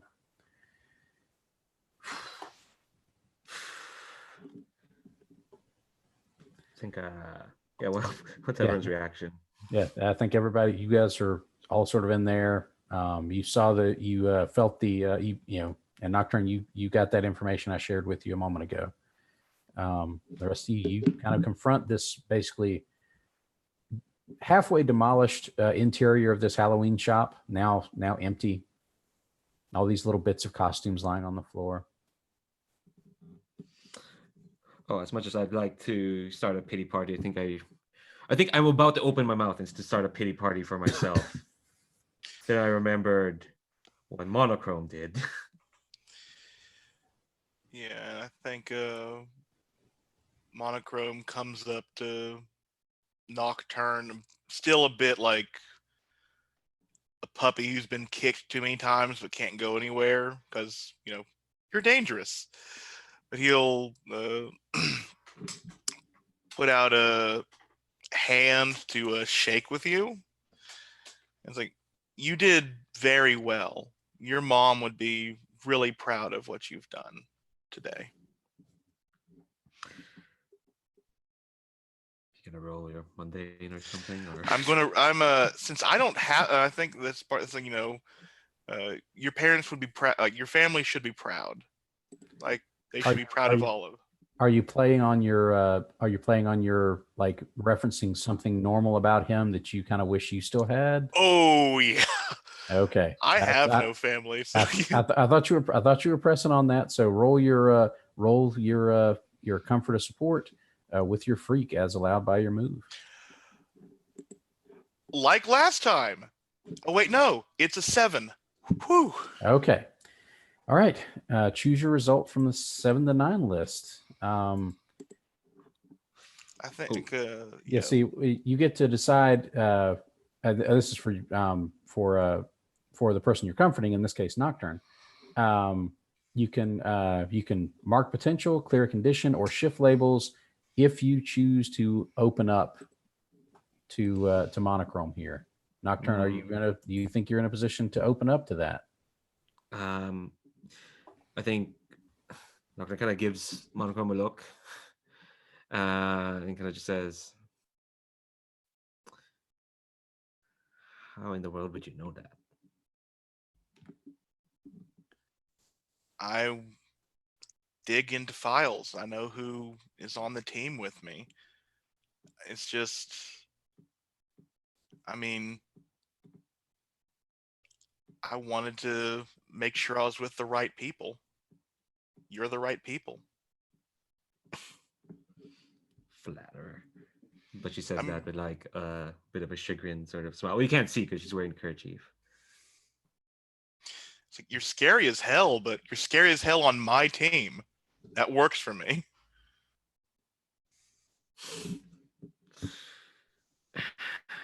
I think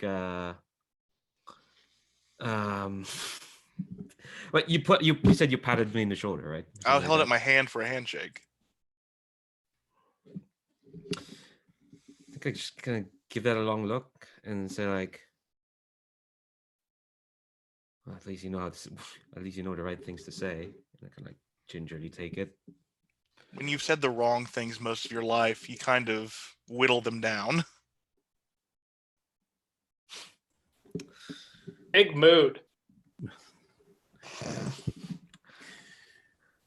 right, I'm gonna clear Hopeless. And I think That seems reasonable in that respect, I think. Yeah. Okay. Let's see. Jack, you're sort of coming up on this little scene as you see like monochrome sort of shake hands with Nocturne. And you see, I think Sarah, is Mara kind of getting out of that broken rack of costumes and coming back It's over? a very quick process. It's just like blink and she's 2 feet away. But then looking around and like, teleportation is pretty awesome that way. Yeah, that's awesome. And then looking around and realizing that Aguila Azul is not here. And where did you leave him? I put a witch mask on him in the back to keep his identity safe. Wait, you put a mask on him? He's a luchador. Well, they wear masks. Well, yeah, the masks here are evil. And oh my God! Everybody, shut up! And then you hear this cackle from that closet, it sounds like a witch cackle, like that sort of like really cheesy like thing that you might hear from a canned like Halloween decoration. And Mara like teleports in right in front of Monochrome, probably like in between where he's shaking Nocturne's hand, and it kind of like points toward the closet and says, that is what you did, you idiot. And I think what you see staggering out of there is he's no longer in the chains, because I think the mist kind of short-circuited everything else that was going on there. The witch mask is on, the eyes of the mask are glowing, and like I think Eligila is like reaches over and like grabs for one of the brooms, which are conveniently located right next to that storage closet, of course, and leaps onto it, and it looks like he's going to fly away with that broom. Like the broom is actually floating with him on it, like his feet aren't touching the ground. Well, this is my fault, so I think I should do something about it. Okay, what do you want to do? I think I'll split apart into many different tendrils, wrap around Mara and Nocturne to get like towards Aguila and try and just envelop him like I did the red cap and rip off the mask. But I am trying to engage him in a terrifying fashion. Okay. Give me your roll with your terrifying fashion. Okay. I think you have to mark a condition to do that, right? Yes, I do. Which condition do you think you're marking? Oh, I am definitely insecure again because I fucked up hard. And I got a 9. Okay. Hit all right, 2 because of this. Okay. Are you taking, are you trying to take something from him? I am taking the mask and I am going to create an opportunity for my allies. Well, wait, if you just got a 9, right? But I use the move Oh, to that's right. condition and You always take an extra one. Sorry, I forgot about that part. And I'll create an opportunity for all my allies because I done fucked up. Okay. I think you guys see him just sort of monochrome, just sort of do that weird thing that they're able to do. That just sort of almost like they shift their mass in that super creepy way. They just become like this mass of tendrils that like reach up and snatch the witch mask off of El Aguila Azul. Like, so that little strap behind of the mask just snaps as it pops away. And instantly the impetus, whatever's was powering that broom to let him start to levitate, like it disappears and like he falls. And I think basically what we've got here is he just basically collapses and like he just hits the ground like really hard. Like, you know, he was not conscious enough to stop his fall. So I think he like hits the ground like ugly. Like that kind of thing, like you'd see it in a wrestling match and it would be a botch. Can I defend him from that? I think you can. Give me a roll to defend. That would be plus savior. And it's just like teleporting Right. into like Okay. where he's falling. Now, here's the tricky part. Your conditions can affect your ability to defend. So, let's see. Not the one that I have, actually. Well, Actually, this is maybe sacrificing myself. Yeah, actually, really, I'm not seeing none of them actually seem to affect defend. I could have sworn. Insecure does. Insecure does. There it is. Okay. For some reason, that part's not highlighted. But okay, so if you're insecure, you take -2 to stand in defense. Yeah, but I am guilty right now. Okay. Would you consider what I need to roll to sacrifice myself and just like put myself in the way, or? I'll let you take that. Basically, I'll let you teleport yourself into the path and you will take a powerful blow because you're basically letting a large man fall like ugly and basically you're forming like the cushion. I mean, like I'm trying to catch him, but yeah, Mara weighs like 110 pounds. Yeah, you come under and you get yourself underneath him, so you're going to break his fall. Like he's not going to like hit like neck first on this concrete floor of this store. But you're basically putting yourself between him and the concrete. So you're kind of taking a shot here. So roll me to take a powerful blow here, plus conditions marked. And am I clearing my condition before Yes. or okay? I think you're putting yourself in between him and the floor like this. I think that will clear that part, and then you got to take a consequence for doing that, which is to take a powerful blow. Okay, so that is a 6, which I think is actually good in this situation. Yes, it is. It's very good, in fact.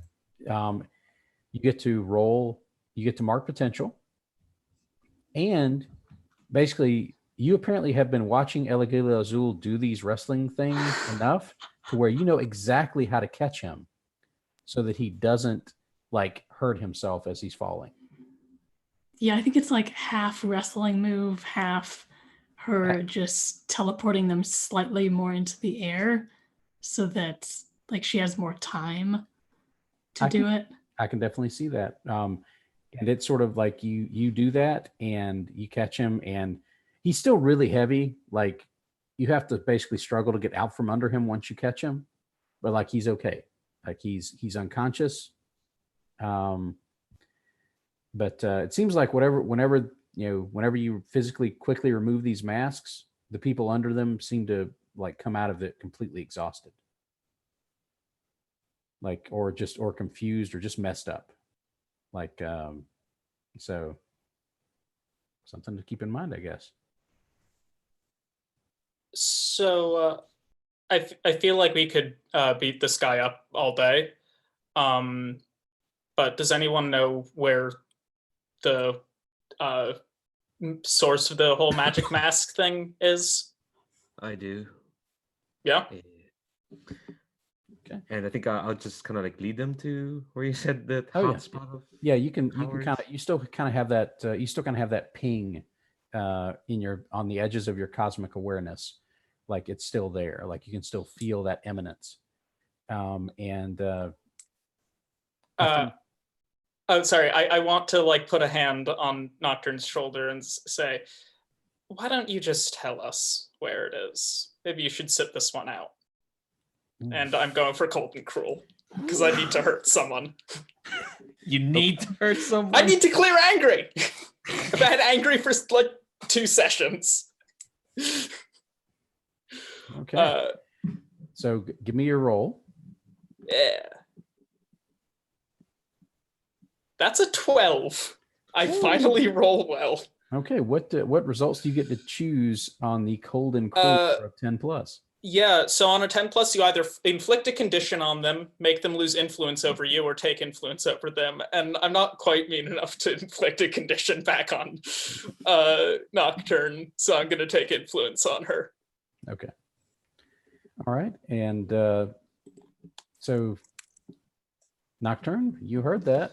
Jack, you can clear your condition because that was definitely hurting someone, I think. Nocturne, how do you react to that? I think that cut deep, didn't it? It cut really deep. I think. All right. For those who's watching, Ferret keeps asking me to hurt people. I think I kind of like. I think I bat away Jack's arm, and there's a moment like in my eyes where I think there's like a flare up of that energy, and I think there's a moment where like I do kind of really want to hurt her, but then that energy kind of deflates, and she says, "Fine, it's wherever Chris says it is." Well, that's the tricky part. Like, you're not seeing a map in your head. Like, you feel it. Like, you get a direction, but it's not like you can find it on a map. You're not a magician where you can like sympathetically like look down at a map and find it. Like, you just feel the eminence coming from somewhere to the southeast of here. It's not really a location. It's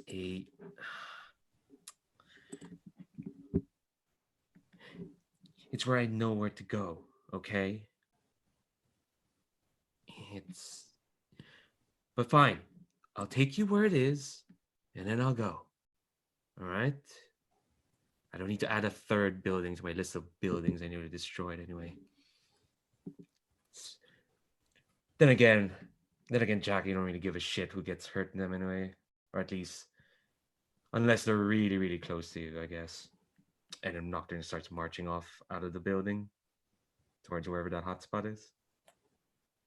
Okay. Gotta have the last word, huh? Well, okay, so if you guys don't have anything that you want to, like any moves you want to make along the way, any chats you want to have, we can just sort of fade over to that. Monochrome. I do want to. Oh, okay. Go ahead. We'll get both of You you. go first. You put your hand up. I want Monochrome to be like walking with Jack, and I'm going to share a team vulnerability with her, and just I think it starts off kind of mean it's like, we're not like you. We're not all like you. We can't do what you do. I tried. I mean, I really tried. I looked up to you. I envied you. I wanted to be like you. And now look at me. Now look at us. This is a day. It's not even been 24 hours, and we're on the run to find something that we have no idea what is. And I've been able to stop some things, but I've fucked up so bad. And what if I fuck up so bad that everyone gets hurt? What if you get hurt more? And he like points to the bandages on your arms. I won't be able to live with myself if you get ruined, if everyone gets ruined, Jack. And I chose this because of my fuck ups. We're all fucking up, okay? That's like just the human condition. But So are we human? obviously, And I think there's that look down where he's like looking at himself, and it's just like, but yeah, vulnerability. Do you think? I guess that means you think I'm gaining humanity. yeah, that's what I'm going for in a mean way. Oh dear. Well, I clear a condition, and I'll do the mechanic. I'll shift the label and let you know which ones I shifted in chat, so Sarah can get her thing in. I was wanting to talk to Nocturne because that was an interesting conversation, and I had no idea what it was about. I think Okay. as Monochrome and Jack are talking, because Nocturne kind of stalked off in front of all of us, I think. Yeah, And yeah, she's Mara, walking a little ways ahead from the rest of you, if I understood. and Mara just kind of like teleports to your side, like hands in her pockets, like suddenly, very casual. What was that about?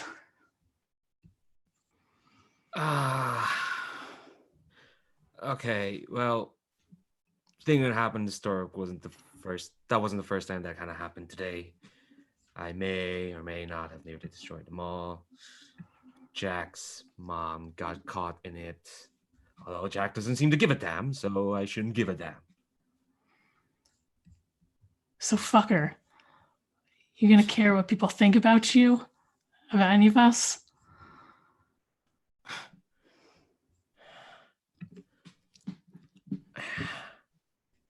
Look, I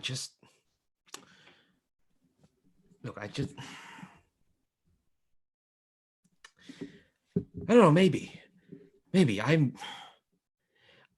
walking on eggshells here, Mara. I feel like, no offense, I feel like if I could just flick my finger, I could toss you into the sky. It's getting too much. I mean, I already hurt people. I've already hurt my mom. I just don't. Wait, you can stop powers, right? That's your thing, right? And she gives you this considering look, and then shakes her head. It's temporary. It's not like that. I wish it were to make some things easier. These guys, for one. But this is who we are. And you don't get to just not use it or to throw it away. And you don't get to let other people tell you who you are.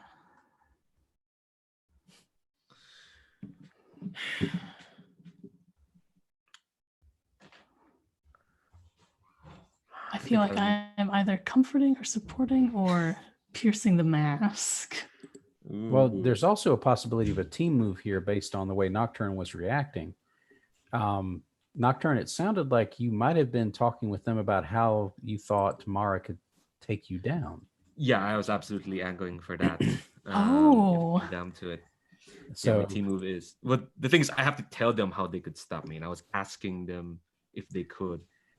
well, I think you're in the position you're in, like referencing that. I think you're basically like, you might not be directly saying, and this is how you put me out, but you're basically like, telling them the quickest way to neutralize you is to neutralize your power.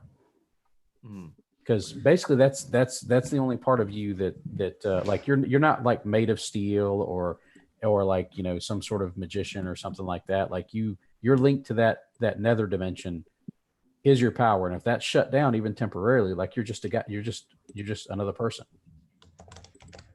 for just that however long that shut down. So I think that fits into your vulnerability there. So if you're comfortable with that, I think that would hit your team move. Yeah. All right. Yeah, so to get influence. Yep, did that. And then can I still roll the comfort or support? Because I feel like I was heading there anyway. I think you're pushing in that direction. So yeah, that like, okay, you've told me how to stop you, and now I'm telling you that I won't have to do that. Now the other thing is, I think you have a couple of team moves as the delinquent, which well, you're not really talking about you so much. You're really focused on them in this instance. So yeah, it would be a comfort or support. And I think you would roll +1 because of. Yep, and you get a +1 because of the influence. Mm-hmm. So come on, dice. Roll plus mundane minus something for if you have one of those conditions that affects it.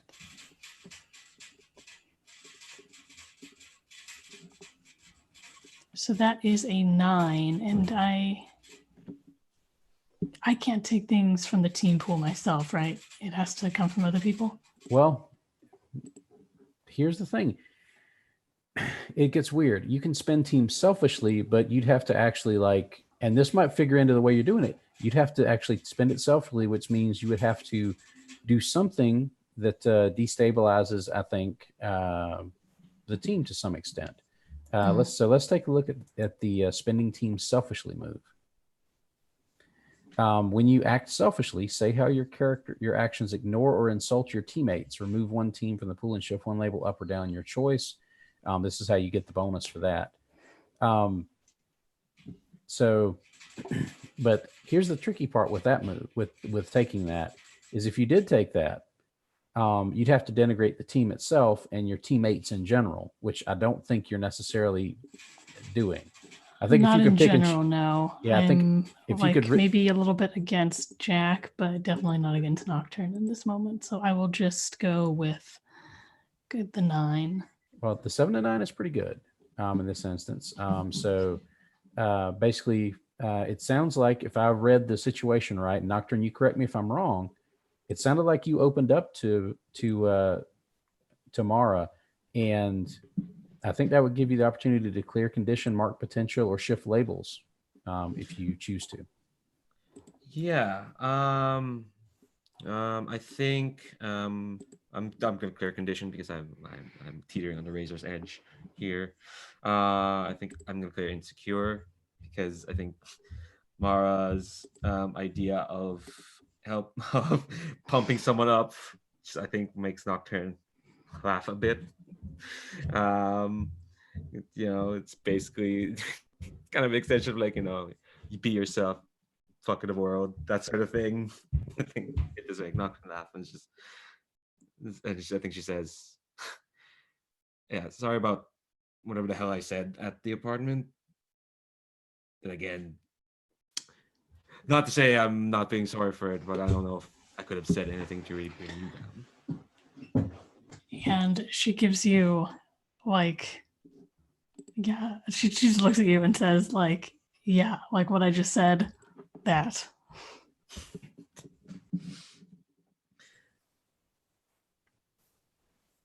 And then turns and shouts back over her shoulder, to Jack. Just, hey, fuck you. Yeah, that easy. actually, wait a minute. Can we everybody stop for a sec?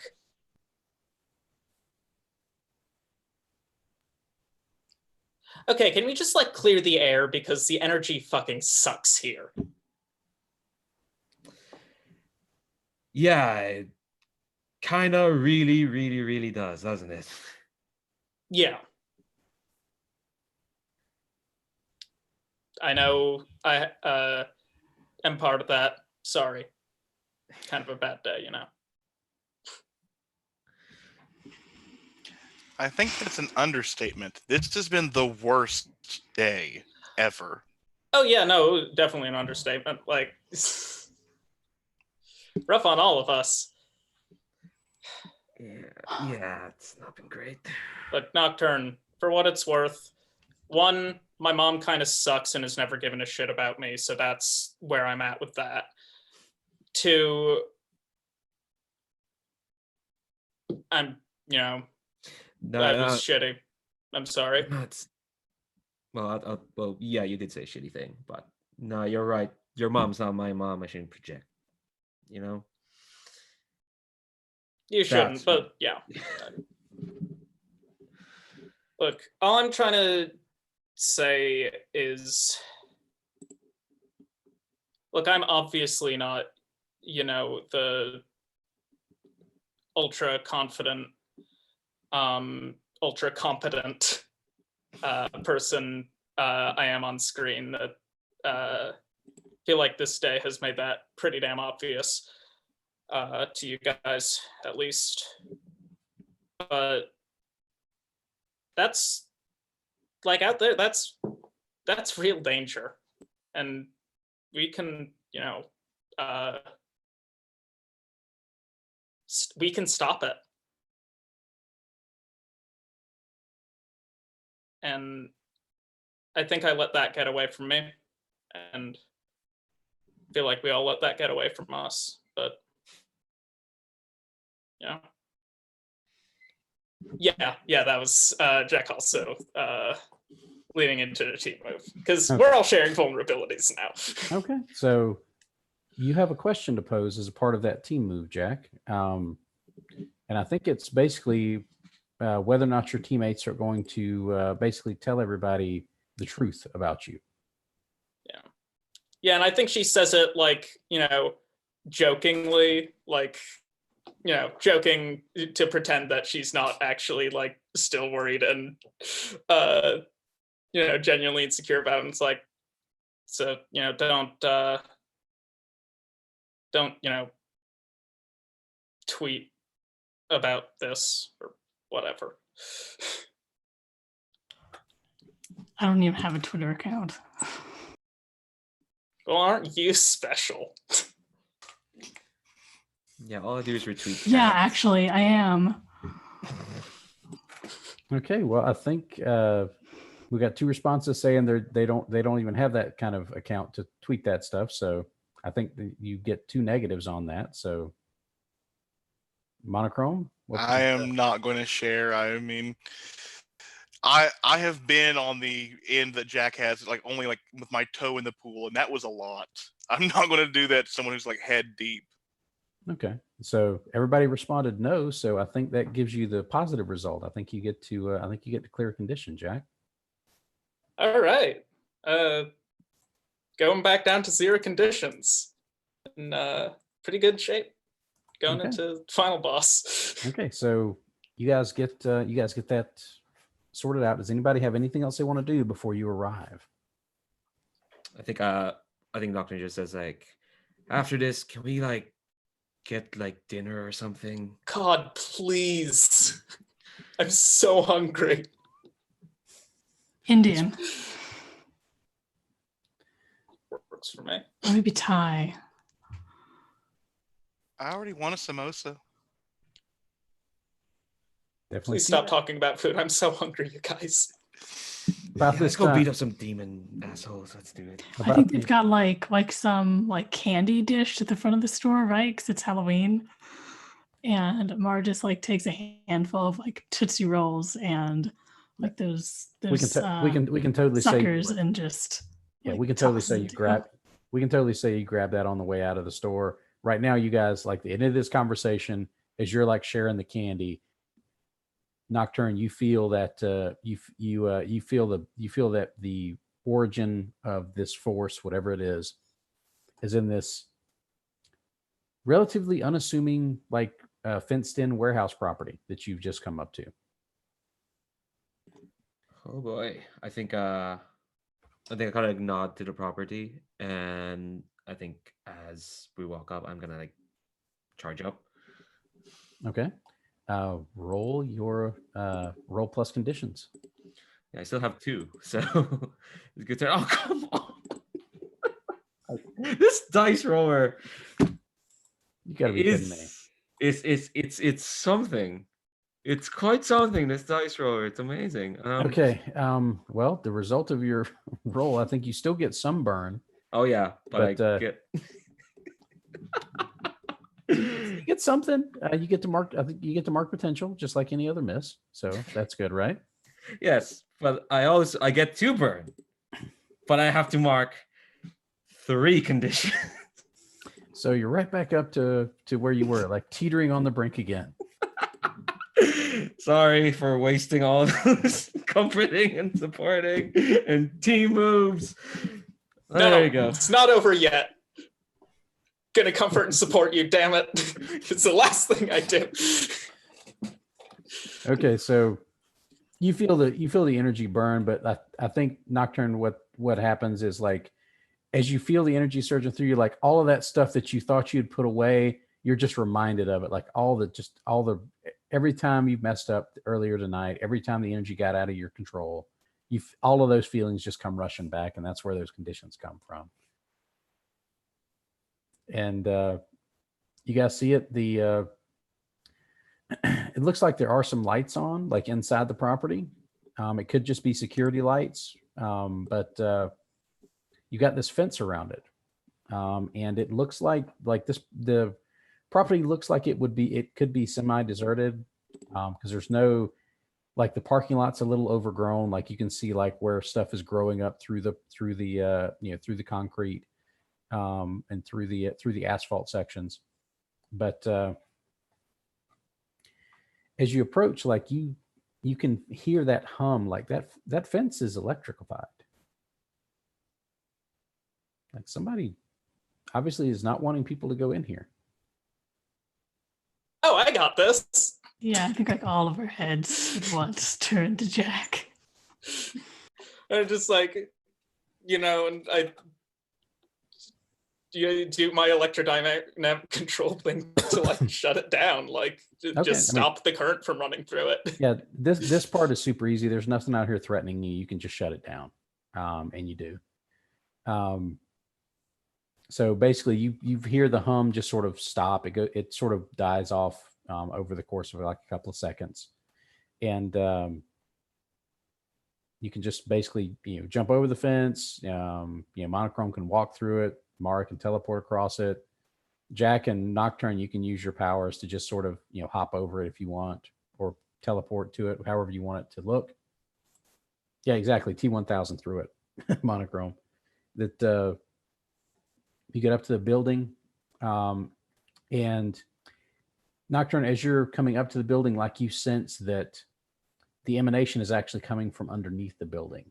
Now that you get close to it, like there must be some sort of like basement or cellar or something.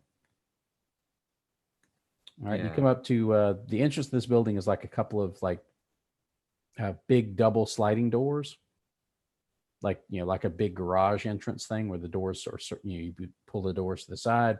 They are chained shut. I think. Oh, someone. I think Nocturne's actually sufficiently spooked enough by the feelings that she'll let someone else take point. Okay, who's gonna walk up and deal with these chains? Mara like grabs Nocturne by the arm and like grabs Jack by the other arm, and then looks at Monochrome and says, "Just come on. I'm not gonna say it. I'm not gonna say touch me, but." Man, this guy doesn't even need our help to get through this door. I think Monochrome just like wraps his arms around. It's like, is this a group hug? Damn it, Ah, Haroon. you feel like goo. Ugh. Touch me a little less, please. Now, And then all right. teleport. Okay. Again, there's no real stress on this. You're just going inside the door. There's nobody's trying to kick you in the face, or police aren't beating down the door. So boom. You flip inside this place. It is like, you can tell there's just security lights on in here, but Nocturne, you're getting that feeling that's like pulling you towards that doorway on the other side. It looks like it might be either some sort of stairwell or maybe an elevator inside there. You're not sure. And you guys step into there, and you see this sort of like old looking, like one of those old lift style elevators, like a old school utility elevator. It doesn't have doors. It has like a cage that you roll up and down. You guys get into it? Okay. This looks safe. Oh, sure. I mean, it's not rusty or anything. Last chance. Anybody want to just leave an anonymous tip for the cops and let them handle this? All right, let's go. Okay. You hit the button. There's only one button, of course, and it just goes down. And when you get down, the elevator opens up into this small hallway that walks up to and walks past this large view window. Inside this view window, you see this collection of like super weird ass, like magical Jack Kirby style apparatus. There's these big clunky looking like devices that look like they might be alchemical in nature, because they have all these weird colors and lights in them and moving around, like there's gas moving through one that's swirling, and all of these things are hooked up to this, what looks basically like a standard computer panel that looks like it's set up to try and manage this stuff. However, you're not sure how well it's managing it, because it looks like that thing's gone haywire. Like it's actually like part of it looks like it's melted. Part of it looks like it caught on fire. And the other part is still sparking, like looking like some sort of short circuit. And in the center of the room, where all of these sort of alchemical like apparati have either a hose or a pipe or a glass tube going into, you see this little encasement. And inside this encasement, you see a figure. It looks like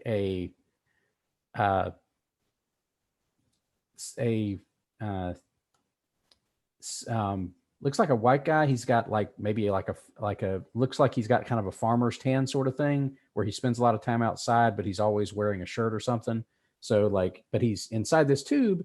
He's naked as the day he was born. You can see like the little tan lines on his arms where his t-shirt would normally be, or whatever he would normally wear. And his hair is a disheveled curly mess. And he is also wearing a mask, an ancient looking mask, like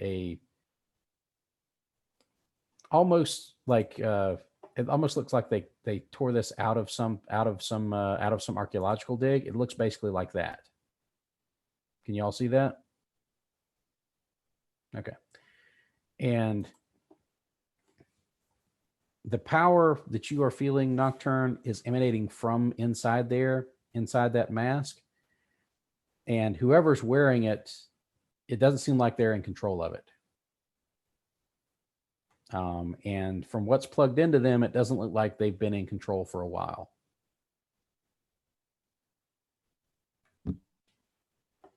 What do you guys do?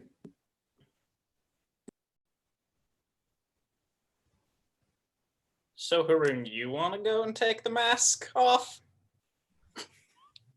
You know, being invulnerable and all that? I don't want to, but I will. Thanks, Haroon.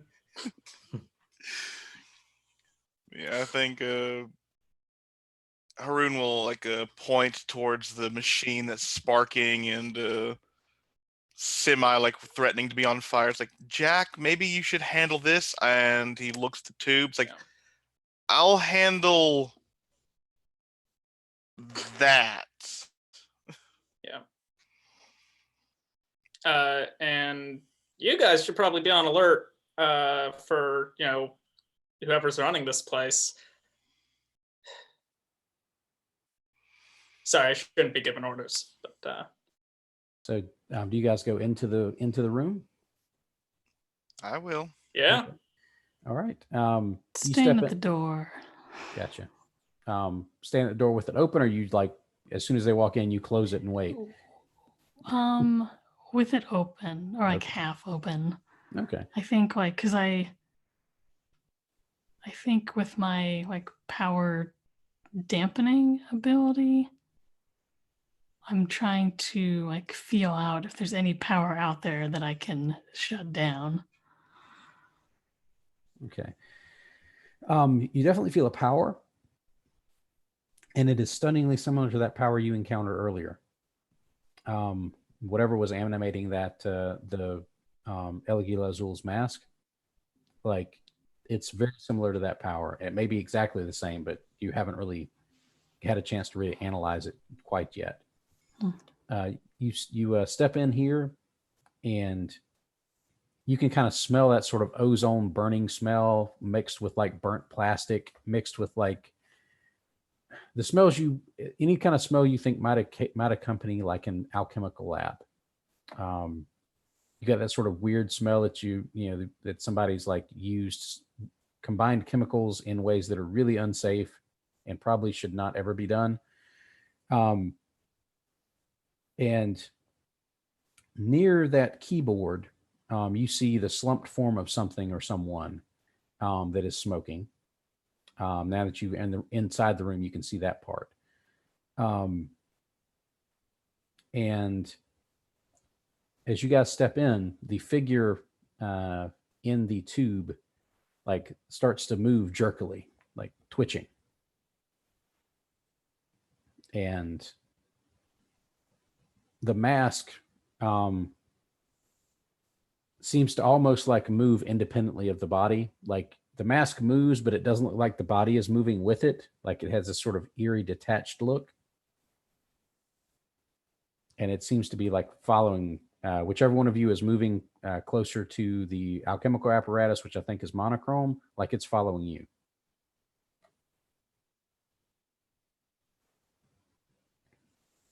Well, this is freaky as everything, but I think you've been on there long enough. Fella, whatever you're. Yeah, let's get you off there. And I think he's going to try and like just if he can yank open the tube or.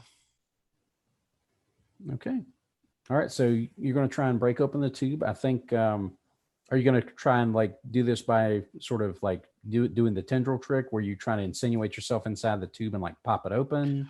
What do you want to do? I think I the tube is like set on things that are like propping it up, right? Yeah, it's like if you've seen one of those like a back to tank in Star Wars kind of look, like it's there. It doesn't seem like there's liquid inside there, but like alchemy is weird, so maybe. Yeah, I'm going to be terrifying as Monochrome like releases this like really Cheshire cat grin, and then it turns out like his skeleton is pushing past his skin, launches out of him, but is like tied to his remaining of his goo with the like strands on the wrists, on the ankles, grabs the tube, then tries to drag it inside himself. Okay, so Monochrome was trying to basically like pull the entire tube inside him with whoever that is inside it. Yeah, and see if like compressing the person inside himself, like moving him away from the alchemical stuff, and maybe cutting him off from it will work. And if it does explode, well, he is a buffer. He's sitting on the grenade for his friends. So what you're doing is you're basically cutting off the incoming alchemical stuff. by Yeah. doing this. That's what you're trying to do. Okay, so you're trying to isolate the tank. Okay, Correct. all right. Give me a roll to unleash your powers here. Okay. Woot! That's a 12. That's Okay. 13. All right, you unleash the heck out of those powers. All right, you basically like pull this thing in and basically break it away from the alchemical apparatus, and you can tell like as this stuff is interacting with your goo, like some of the stuff that was being pumped in there is really unhealthy. At least if the thing in there is still remotely human. And it is like it's some of it's caustic.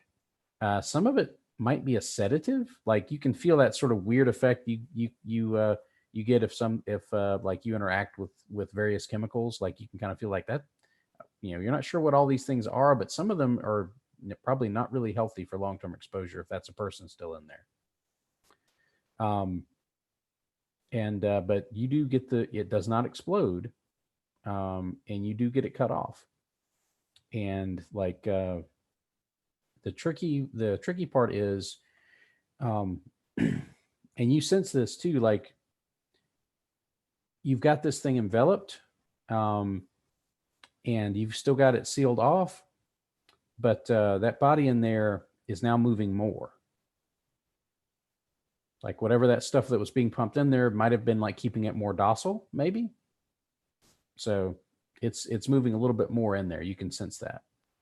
Okay. Let's see. We'll move over to, I think, Jack, you were moving towards the panel, the little keyboard apparatus, right? Yeah. Okay. Quick, anybody, y'all mind if I stream this?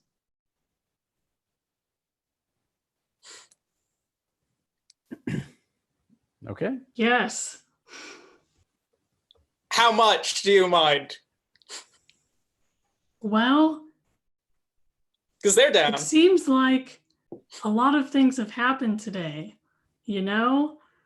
So, I mean, if you want to have on video something like what happened 5 minutes ago, sure, go for it. Listen, the algorithms are brutal. No, if you don't want me to stream, I won't stream.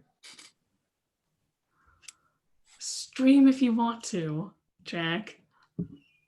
But if you don't want me to, I won't. Can we get a move on? Get this Well- done. I really. All right, want I'm something streaming. right now. Yeah, Okay. and then I'm going over to the computer. Okay. And giving my opening stream spiel. Okay.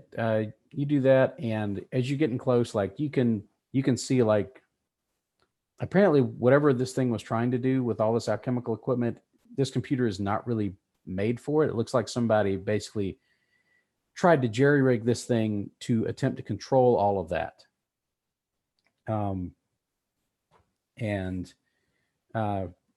Let's see.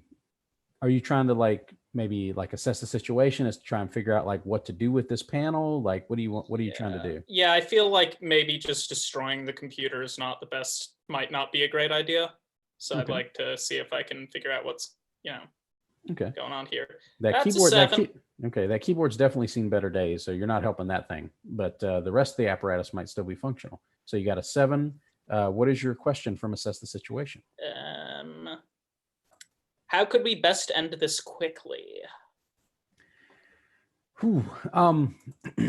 Well, this apparatus looked, based on what you're able to ascertain quickly, it looks like this apparatus was built to keep whatever that thing is in there contained, and to keep it, for lack of a better word, shackled or hamstrung to where it couldn't have much, exercise its power beyond a certain field or radius, maybe. And the best thing that best way you could have probably ended this quickly would have been to shut down that, to basically have that, pump in whatever sedative this thing was designed to do. Because you can tell like it has identifiers for the various pipes and things that were being pumped in there. Like one of them is something caustic to maybe dry out the air in there so there's no moisture or decay, maybe I guess for the mask. Another one is a sedative to keep whoever that person is in there unconscious. and like each one of these things seems to have a different effect, like to maintain a certain air quality and maybe like a certain atmosphere inside there. But those things are detached now. Like the monochrome basically like enveloped that thing and cut it off completely from all that other stuff. So the hoses and glass pipes and things are no longer attached to it. Well, shit. Am I misinterpreting kind of what you were after, monochrome, when you absorbed that thing? Okay. So, but it is definitely in there. There is apparatus in here that maybe you could use some of those substances to help. Heck, maybe it's not a good idea to keep the person in there sedated. Like maybe it'd be a good thing to get them out of there. I mean, that might be a good way to do it too. Since that thing's broken off, you think maybe the next best thing would be to try and get the person out of that apparatus. And if you can, get that mask off of them, but definitely get them out of that thing. All right, I'll go over and help Haroon. Okay. Nocturne, you're kind of seeing this. You've got your burn charged up right now. Is there anything you want to try and do right now, or you want to kind of see how this part plays out with trying to get that thing out of the? I think I'll wait to see how it turns out, because the only like flare I have that could like figure stuff out would knock me out if I use it. So I think I'm probably standing near to Mara. I'm inside the room, but like close to her, just like near the door. Watching. Yeah, near the door. Okay. All right, Mara, is there something that you'd like to try and do? You'd mentioned kind of trying to figure out if you could negate something. Yeah, less things in the room, because I don't. Oh no, we figured out that it does work on inanimate objects. But more keeping an eye out for anyone who might be coming our way. Okay. All right. But if it looks like things are going really badly in the room, I will step in or try to. Okay. So basically you're keeping an eye out too. Basically you and Nocturne are like watching and waiting to see if you can spring on whatever threats might reveal themselves. Okay. So we're kind of getting the 11 o'clock hour. So I'm going to kind of curtail things a little bit so we get done kind of close to on time, if that's okay with everybody.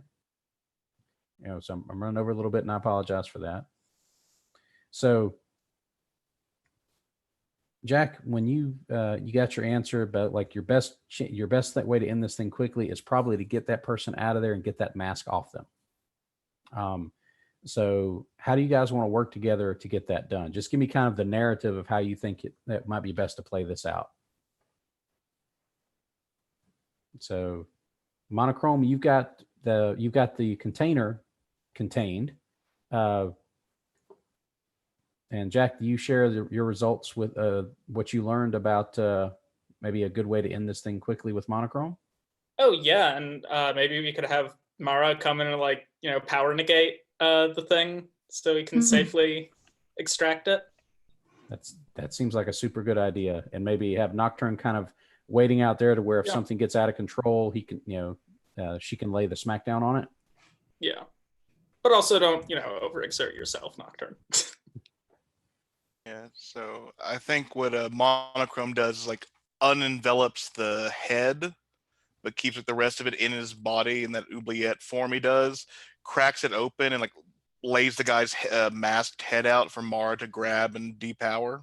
Okay, and I think Mara, I think that works out perfectly. Like you can feel that power kind of start to emanate from that mask, like as it's coming in. And Nocturne, you feel that same juice emanating.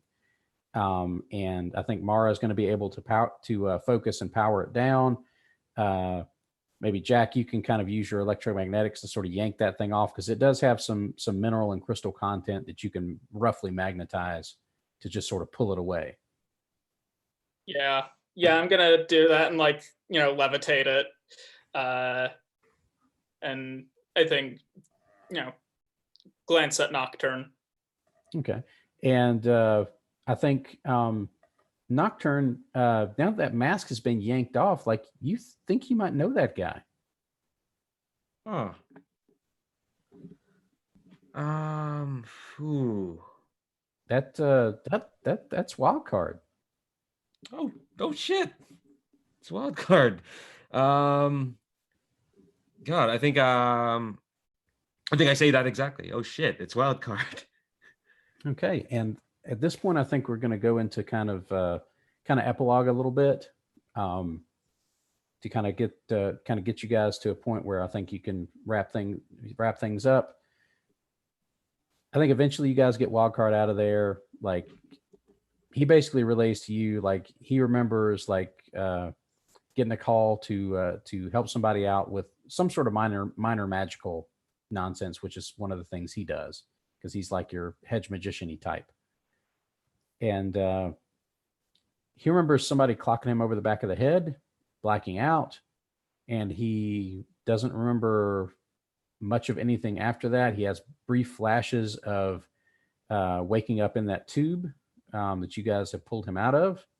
He remembers somebody putting something over his face while he was in the tube, and that's the last thing he remembers.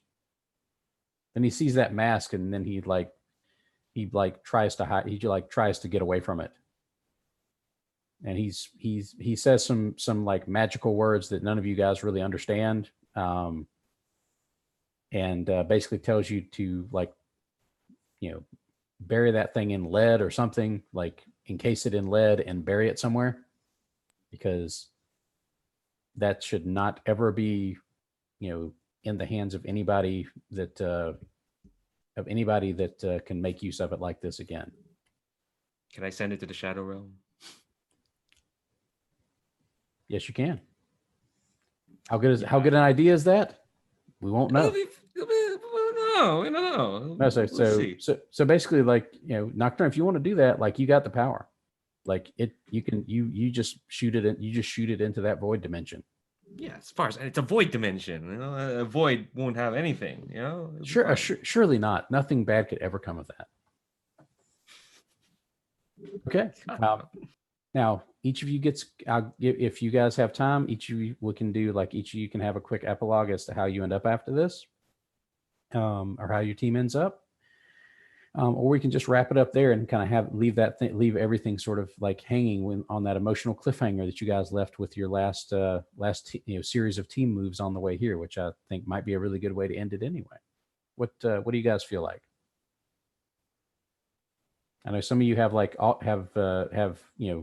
time zones that are way off from mine, so I like the idea of all of us heading off to go out to eat. Like, the last panel is like, I think Thai, I think Indian. I like 4 people like saying a completely different style of food for like where they want to go. So this sounds like a night for the Pan Asian bistro. I want cheeseburgers. Luckily, they have a kids menu where they have cheeseburgers, because every restaurant has a kids menu that has a cheeseburger or chicken fingers on it. I discovered this having kids. So, okay. That is the wrap up for our game of Masks, for this series. Hope everybody had a good time, and I might want to talk to you guys a little bit after I stop the stream, but does anybody have anything they want to say before we go off stream? Yeah. Okay. No, I don't have anything. Okay.